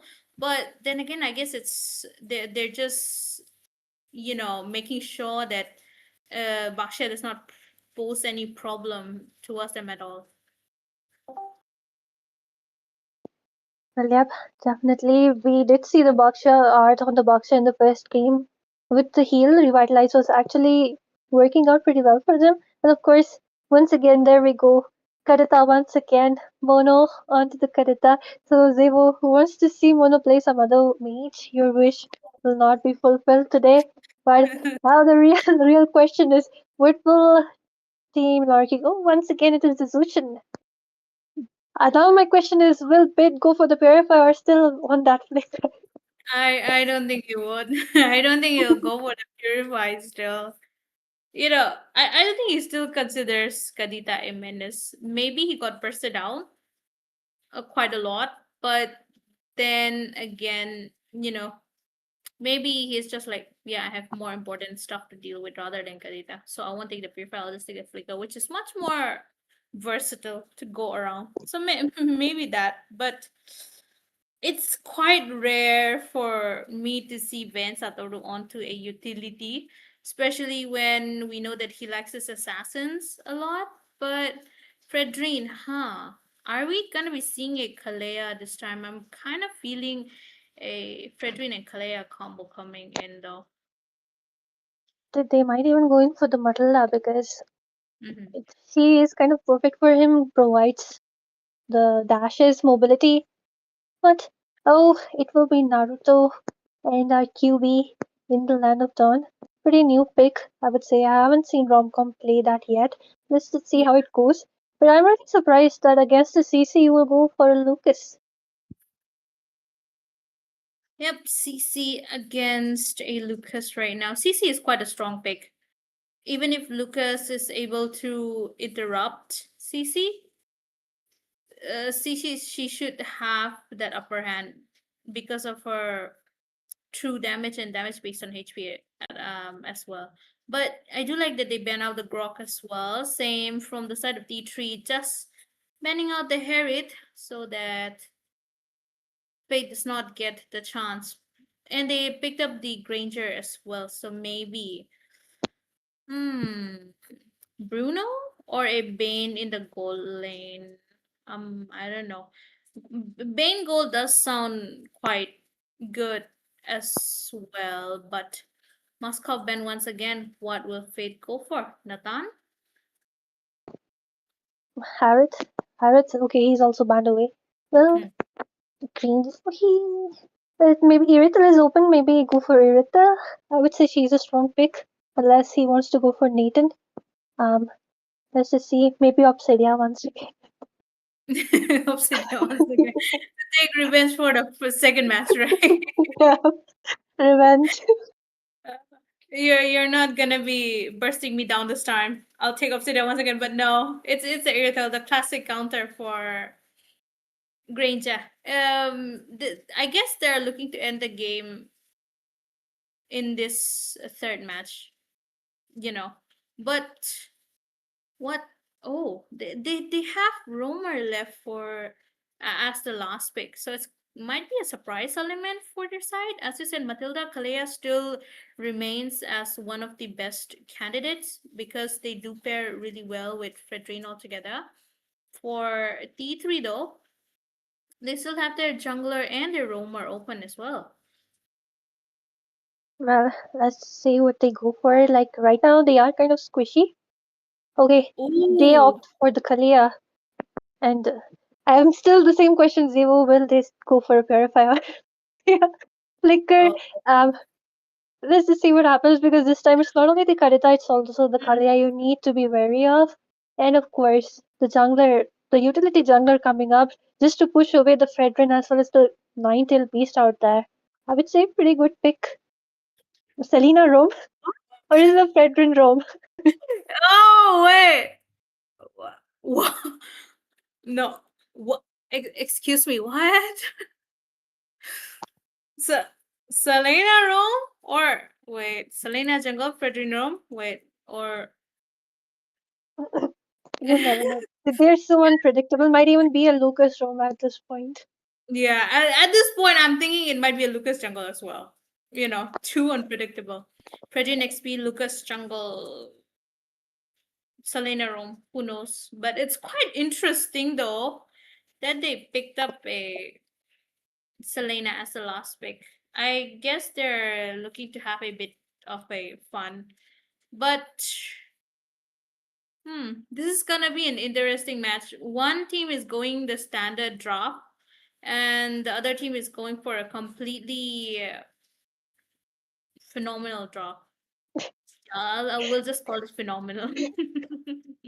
I love how you say phenomenal because it's just so chaotic. The heroes don't have synergy, but let's just see how Team Anarchy makes it work. I hope we do see some good gameplays coming in from the side of Team T3 too, because I would say they did pretty well in the previous match.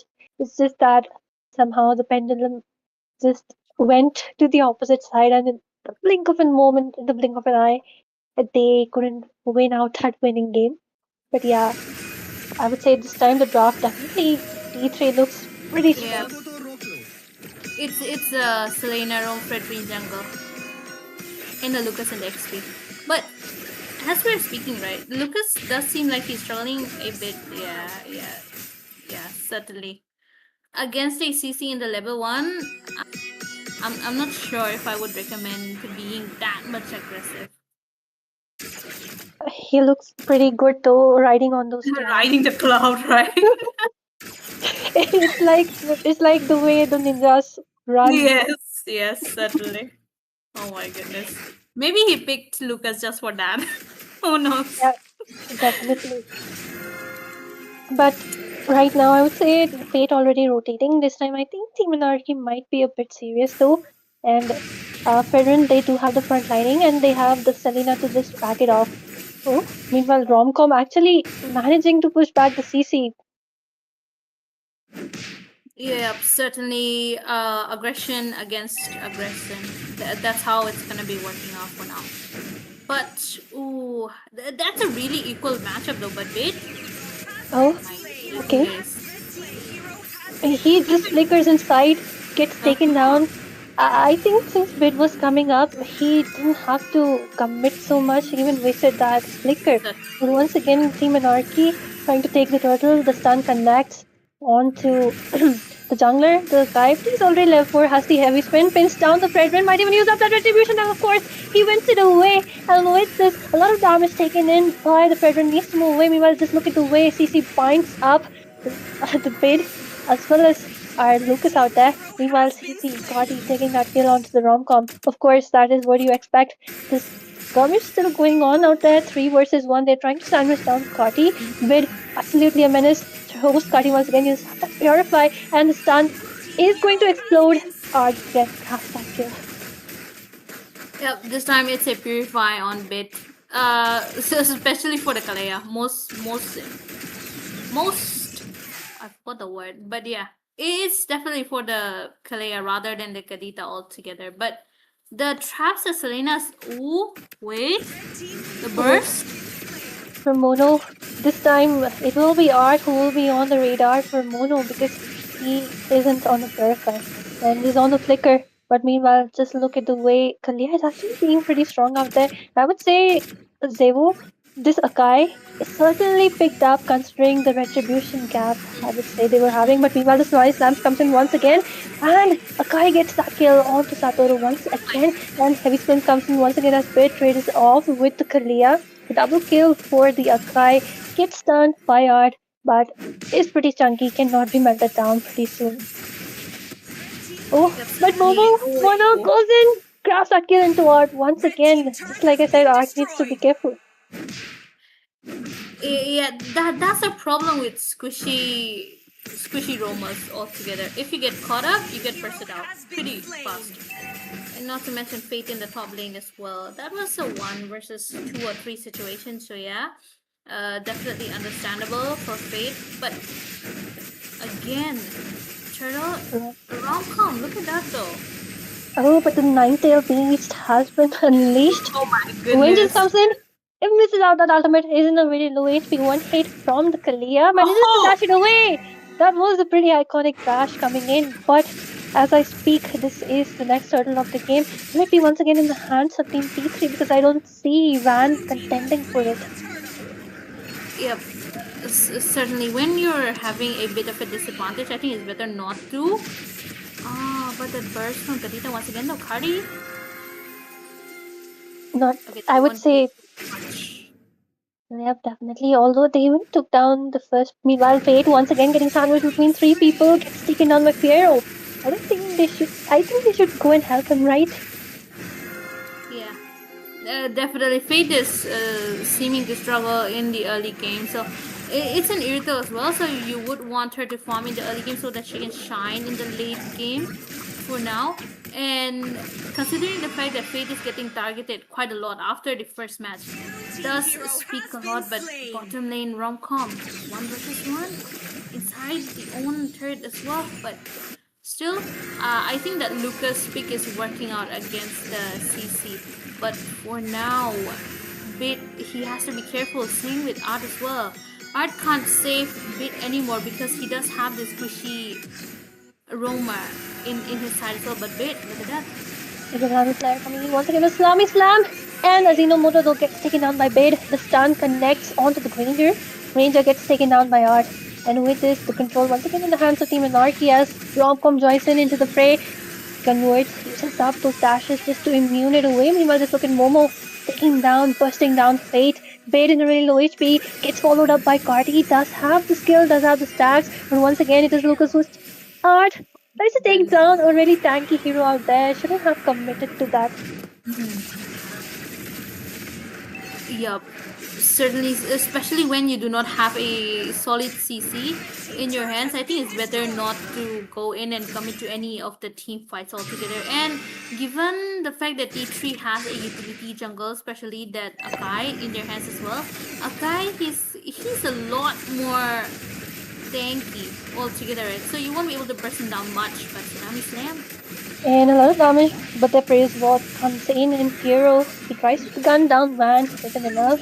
The stun does not connect either. Meanwhile, another macro in the hands of Team T3 as the Akai is actually doing pretty well for them. And with this, once again, Mono goes in, tries to take down Art, gets stunned with the first skill, might go in, but uses up the rock waves. Art once again dives in directly into those rock waves and the heavy spin connects, airborne also up, petrify. Van will not be surviving that same CC bid, trying to take down someone, needs to flee using up that ultimate. Meanwhile, Fiero takes down that turret. Fate all alone might look for push. Yep, certainly in this case, the only thing that Anarchy can do right now is have a bit of a push situation for your side and definitely try to gain the upper hand because the goal lead is in the hands of D3 as of now.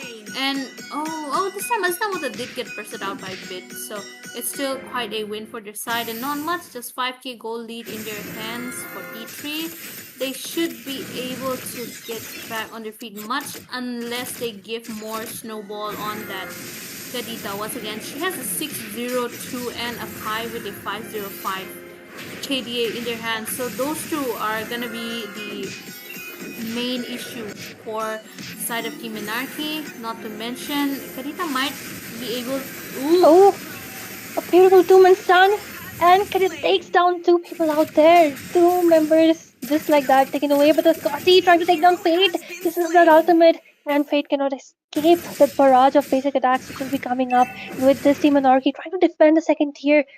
The bot lane, but I think Akai does have his eyesight on them. Same goes for the second tier from the mid lane. The stun gets dodged away by everyone. The Tsunami Slam comes in once again. Fredrin away with the dash he has, but they will be losing the second tier from the mid lane. A lot of damage sustained by Fred out there. Bit also trying to grab on to the squishy laners out there, but Mono finally gets down back. One Ramcom also goes in once again. Way too much dive. We should have done that. He also pays for it. Fate doesn't have enough damage, doesn't have enough gold to actually melt down the tank right now. Yep, Firu, he has a Sky Piercer in his hands as well, so he should be, getting all those stacks and more execute power onto his side with his bullets all together. So they should not be reckless while diving in, but oh my god. With this once again, Art gets pushed down when trying to sustain a lot, but the Holy Shield also topples down Fate all alone. Might get chunked down, trying to take control of the macro, but the heavy spin is out there. Yes, spins him down to the wall. Fate trying to escape, but he will not be able to escape from that Fate because the one hit from the first kill will be getting taken down. Mono doing a lot of damage out there. The first inhibitor also the game is in the hands of T3 right now. Azinomoto taking a lot of damage. Lucas once again with Nightingale Beast form taking a lot of damage. One hit by Fiero and the Sky Piercer does its magic. And with this card he also gets taken down by Bit though, using up that ultimate just to hang on to the Fiero. Fiero manages to go away with the triple kill for him as one ultimate guns him down. Will it be a maniac? Of course it will be because the guy helps it out. And with this Fate also comes in. Will he give a savage? Will he give a savage? I think he will. Of course it is a savage. And with this, a final curtain call into the game with the Savage as Team T3 will be taking this game away. This is not a clean sweep. It's not a clean sweep. It's not a clean sweep. Oh my goodness. That was rather interesting to watch altogether. Especially that Granger getting that Savage definitely not something on our bucket list to see. But of course, we do love a good a good surprise, right? But altogether, this time, Fiero and Mono doing a lot, doing a great job. Same with Coup de Grace as well on that Akai. I actually did not expect an Akai, but as you said before, because of the difference in the retribution, they needed someone to help pin Van Satoru down so that he was unable to contest for any of the turtle or any of the objectives that was quite much needed for the side. But of course, with that one point in their hands, Team T3 are definitely back in the game. Now, with this, they definitely secured a bit of their confidence back, hopefully. And, we're just waiting for the next game to start so that we can know if it's a 3 3-1 or if it's going to be going all the way towards game 5. Well, this is pretty interesting that how many matches will be played today. But at the same time, I'm sure people are really tired. So this match, maybe both the teams, they gave their best, and I hope they do. But yeah, I would say I would completely agree. Just like you said, Zevo. Of course, the guy pick was there just to cap down, pin down Van. But this is kind of just like you mentioned the beginning, right? He really loves playing the assassins, but this time he went in for something he doesn't play conventionally. It is not his comfort pick. Same goes for Art. I would say the entire raft was kind of a troll raft, but I would say Team T3 did pretty well, and especially I would say Mono on that Kadita is quite a force to be reckoned with. We need to be careful of Mono because she just somehow finds some target down, and once the Kadita gets those stacks into the Sky Piercer, even the tanks do not stand in front of her. Yeah, certainly this time. Oh, but without further ado, though, we are back into the fourth game. And, now that we have seen a lot of games from both the sides, it's most obvious that Coup de Grace, he does have his comforts altogether. Maybe a little bit of a weak link on to that retribution timing. But apart from that, he his rotation and everything are quite flawless, if I have to say. Same with Mono as well. Leila in the band. Are we sure? Say what? What? Saber and Lela being banned away is quite Leila out of Saber. my it's out of my comprehension. Never in my dreams would I ever have thought that I would see Lela and Saber being banned in a tournament. No, wait. Interesting choice of bands, Layla and Saber. But this time, Art, he picks up his signature, the Kalea. So we might expect them to end this match seriously. But what was the need of banning Layla and Saber though? Opening up slots for T3 to go all in. Is that it? I mean, of course, now they have a lot of options, but at the same time, the first pick will be Kadita, definitely. She will be there. So now, Team Anarchy, they also have two options open for them. So I would say a fair trade, because at the end of the day, this only 10 heroes can be picked anyway. So at the same time, Team T3, just look at them. The way they have paid respect to Van, three Yep. assassins being banned away is kind of crazy. But just like you said, Zevo, in the previous match, you told me that Team Anarchy is looking to end this game because they're serious. This time, the same Zevo has said the same thing. But Oh yeah, my this god. time the draft looks better because Kimmy Yes. will be a bully in the mid lane. Although I think Mm. Zushin is one of those mages who can contend with the Kimmy. And I would say definitely once again I would say the same thing to the side of Team T3. Help Kadita clear that mid lane, or else she will be denied. Yep, certainly. Gadita needs a little bit push during the first 2 minutes of the match altogether. After that, she is quite independent on her own. She can just go around bursting almost everyone once she gets her rough waves onto her side. But I would say Bit is a bit comfortable on the Kimi as well. And Kimi, she does have the early game aggression onto her side as well. So they should be a bit careful while going up against that Kimi. And I do feel like Baxia is on to the jungle this time. They banned out the Zushin, which is quite interesting since they already picked up the Kadita as well. But a Harriet ban for Fate once again. Pretty sure they would be going for the Granger once again though, since they already have that match victory onto their side. But Eudora, it is, yes, it is a Eudora ban, but neglecting the bans because Zevo, I would say this CC as well as the Garot Kacha combo is a very deadly combo. If yes. you all like, if we all we watch MPLs, right? When a Garot Kacha is picked, CC is definitely banned. When a CC is banned, Garot Kacha is banned because I mean it's vice versa because the ultimate binds two people and then Garot Kacha can have a guarantee set on two people, right? And to like just like a cherry on top, we have a Kadeta who can definitely dive in, take those two people down. So right now, very dangerous draft, I would say, from the side of Team T3, a draft which is literally banned in the pro scene, has been completely given away as a free trade to Team T3. Yep, deadly combo coming in from T3 right now. And this time, it's not a Granger, it's a Bruno onto their side, which is quite interesting. But yes, Bruno does hit a lot hard, especially with the crit build altogether. If he gets all those early game snowballs as well, Bruno is gonna be it's gonna be a lot more menace than Granger, honestly. So what will Fate go for as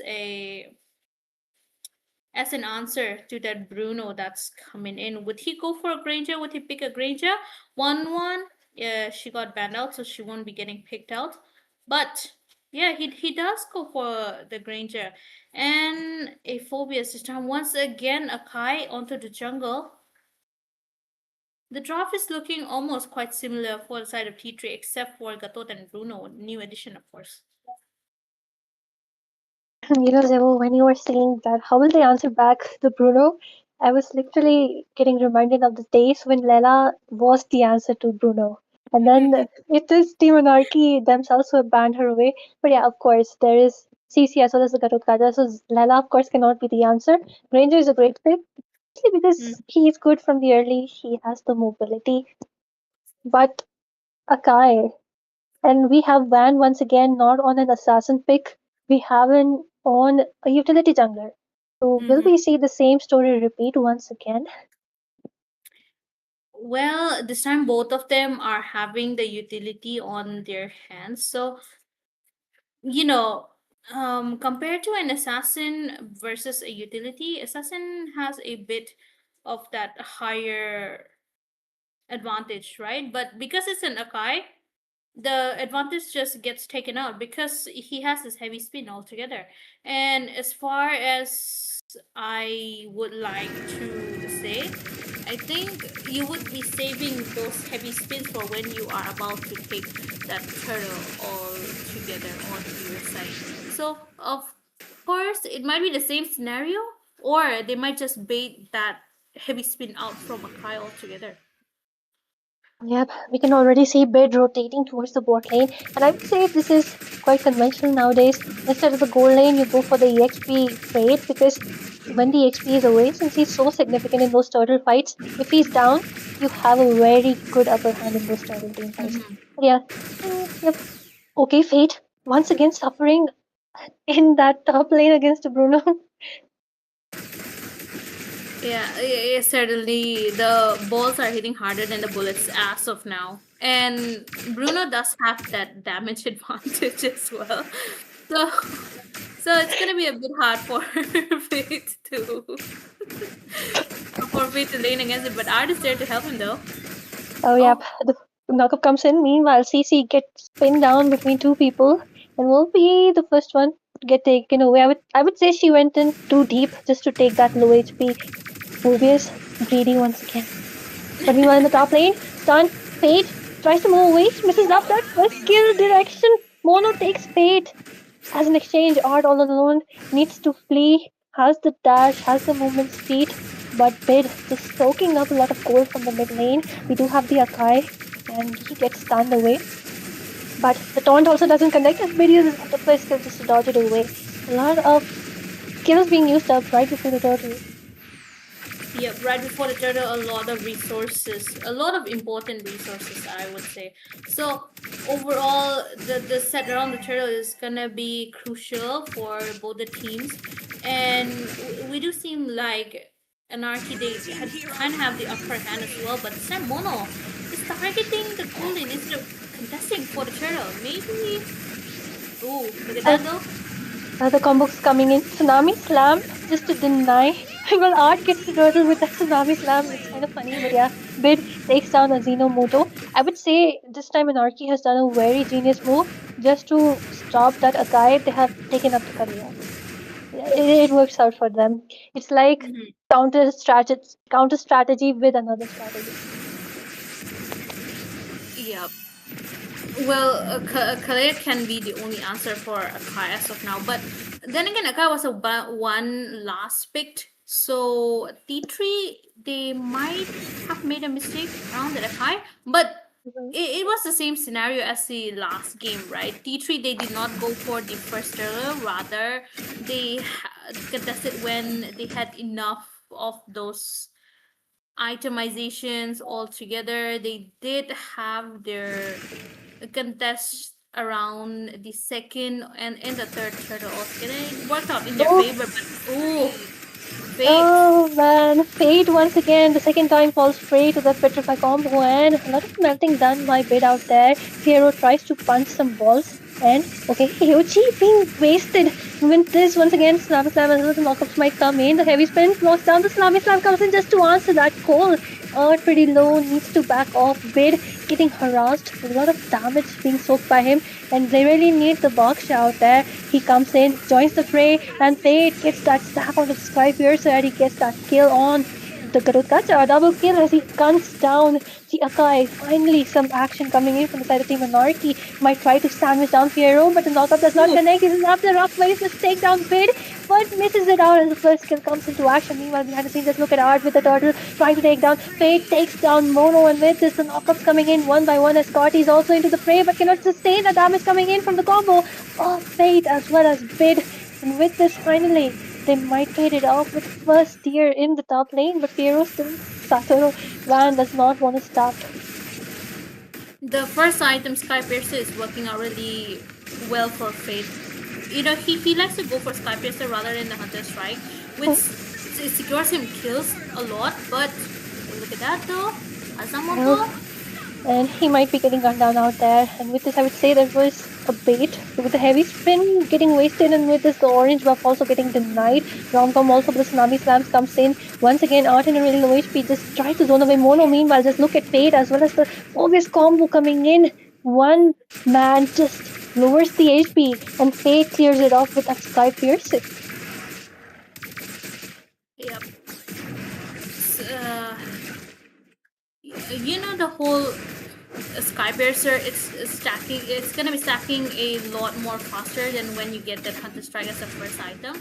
And since Fate already has a lot of kills in his hands, the Sky Piercer is just gonna be stacking more and more onto their side. And not to mention, he did get targeted by Kadita quite a lot. He just needs to stay behind Art when he's about to check the bushes and everything, so that he does not go off alone and have those mistakes made. But Art, Mono already uses up that rough ways to take down Bid, but unfortunately Bid is on the Purify finally and misses it out, pays for it. I think finally Team Anarchy with the macro and the micro into their hands. Granger is fed. He has the stats level. yeah. It's not a good news when a Granger is, fed. Starting from the early game as well, but Oh my goodness, a lot of aggression coming in from Minarki. Once again, Party. Party gets sandwiched between 4 members, will be paying for it. With this, the mid as well as the first tier from the bot might be exchanged. You know, this time T3 they were I think a bit late on marking Faith altogether. This time the whole team is rotating with Faith and just supporting him and defending him from all of the directions, so that Faith is, you know, untouchable while he just shoots off his bullet and gets his tag on the sky piercers altogether once again.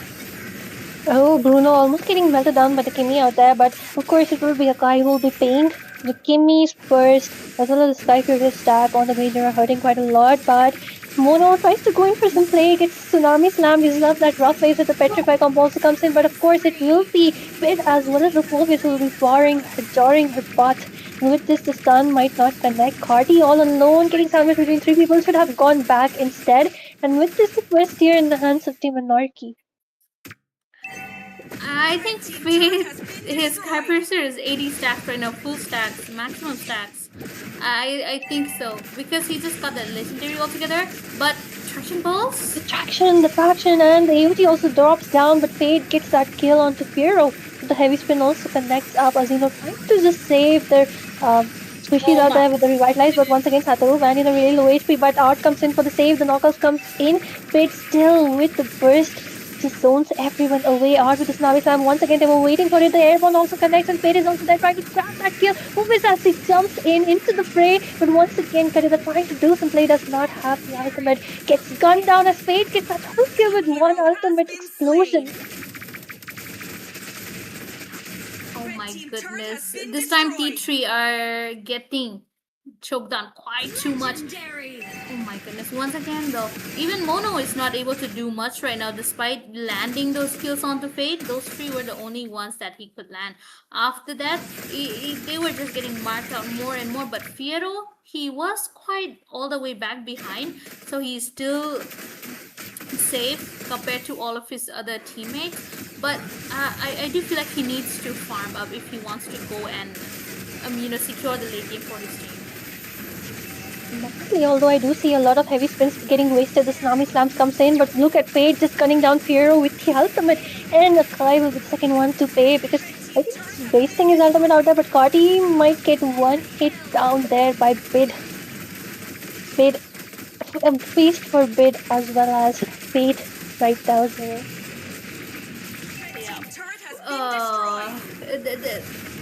Anarchy, they might be able to end this match with this Lord that is coming in, because Fate is a lot aggressive right now. Even Fate's out the revitalize from Aznamoto, but Tsunami Slam once again, and Mono gets gunned down. Look, this inhibitor might be falling pretty soon. Yeah, it does seem like it. Oh, the traction as well as 2-man knockout coming in, and Fate once again gets a legendary, a double kill for him. Fiero does not have enough equipment, not enough gold, and the knockup comes in as Fate gets that triple. Might even dive in for that maniac, which he wants it. But at the same time, they do have one minion which they're not utilizing. But the rest of the team comes in with the next wave. And look at that. Right? Oh my goodness. That was pretty iconic, but yeah, finally they are coming back to inhibitors gone, third also gone for them. Azinomoto might go in with the taunts onto Romcom, but Art comes in with the conceal, jumps in with the flicker, uses up the Tsunami Slam, and with this, it will be Azinomoto will be getting melted down, and heavy spins connects on to Fade, but of course it will be Bid who will be exchanging that kill. The stun connects on to our CC. CC does not have enough lane carrying. Gets melted down as Rangers once again might get that last hit, but no, it is Art who gets it. The tower's HP is pretty low. Momo is also trying to defend, but the lane here coming in from Karita is not well enough for them to survive this. And with this absolute domination from the side of Team Anarchy, this might even be the final march. Fade looking for that kill onto Fiero. He manages to move back, but Satoru getting that kill onto Mono. Not enough resources as Dino taunts Fate. The AOG also drops down, but Fate gets that kill once again. They are on the rampage right now. They do not even want to end the game. They just want kills. They are hungry for these kills. As Akai also tries to bait them away. Needs to work off for now. Does have the heavy spin. And the ultimate connects on to Fate as well as Rom-Com, but damage coming in from Bid as well as Fate, who really he does he need a savage? I think he does. Hero But has yeah, been he Oh, gets that slain. legendary. But finally, the minions have marked down the base. So finally, we have the end of this game. Finally. they were messing around with T3. That's for sure. They were messing around. They did not even mark. They did not even mark the base. They were just messing around, waiting for every single one of them to come out. So yeah. Oh my goodness. Overall, though, a whole side of domination from Fate after that first three deaths in his hands 21, 3, 4 of a KDA. Just, too much aggression. Definitely do not give that early game snowball onto their hands as well. Bruno was nowhere near to be seen around at all. But I like the fact that this time Anarchy they played around Fate, securing him and securing every helping him secure every single stack and kill on that Sky Piercer, right? Yep, definitely. Once, like I would say, Team T3 were going in for the same kind of strategy. They left the turtle just to mark down Fate. They were successful, but once the entire team art, like, and of course, Bid, they started playing around Fate. It was, I would say, a playground for Fate. He got 80 stacks into that Sky Piercer and a fed Granger with a full stack Sky Piercer is not something you really want onto the enemy. And I can say maybe they should have left that lane, maybe just straight mirrored, like I said before, mirrored the bot lane. But instead, they just went in one by one and then they kept dying and feeding Fate. But at the same time, I would say Akai was using up those heavy spins like first, it was good, the uses were good. But after a while, when the snowball happened, the heavy spins were kind of wasted. So Yeah, certainly the heavy smith which was supposed to stop Ben Satoru from taking all those objectives were not, we're not of any use at all in front of all those death sonatas from Fate. Even if Akai was a lot tanky, he was getting melted out quite a lot, especially from that Kimi as well.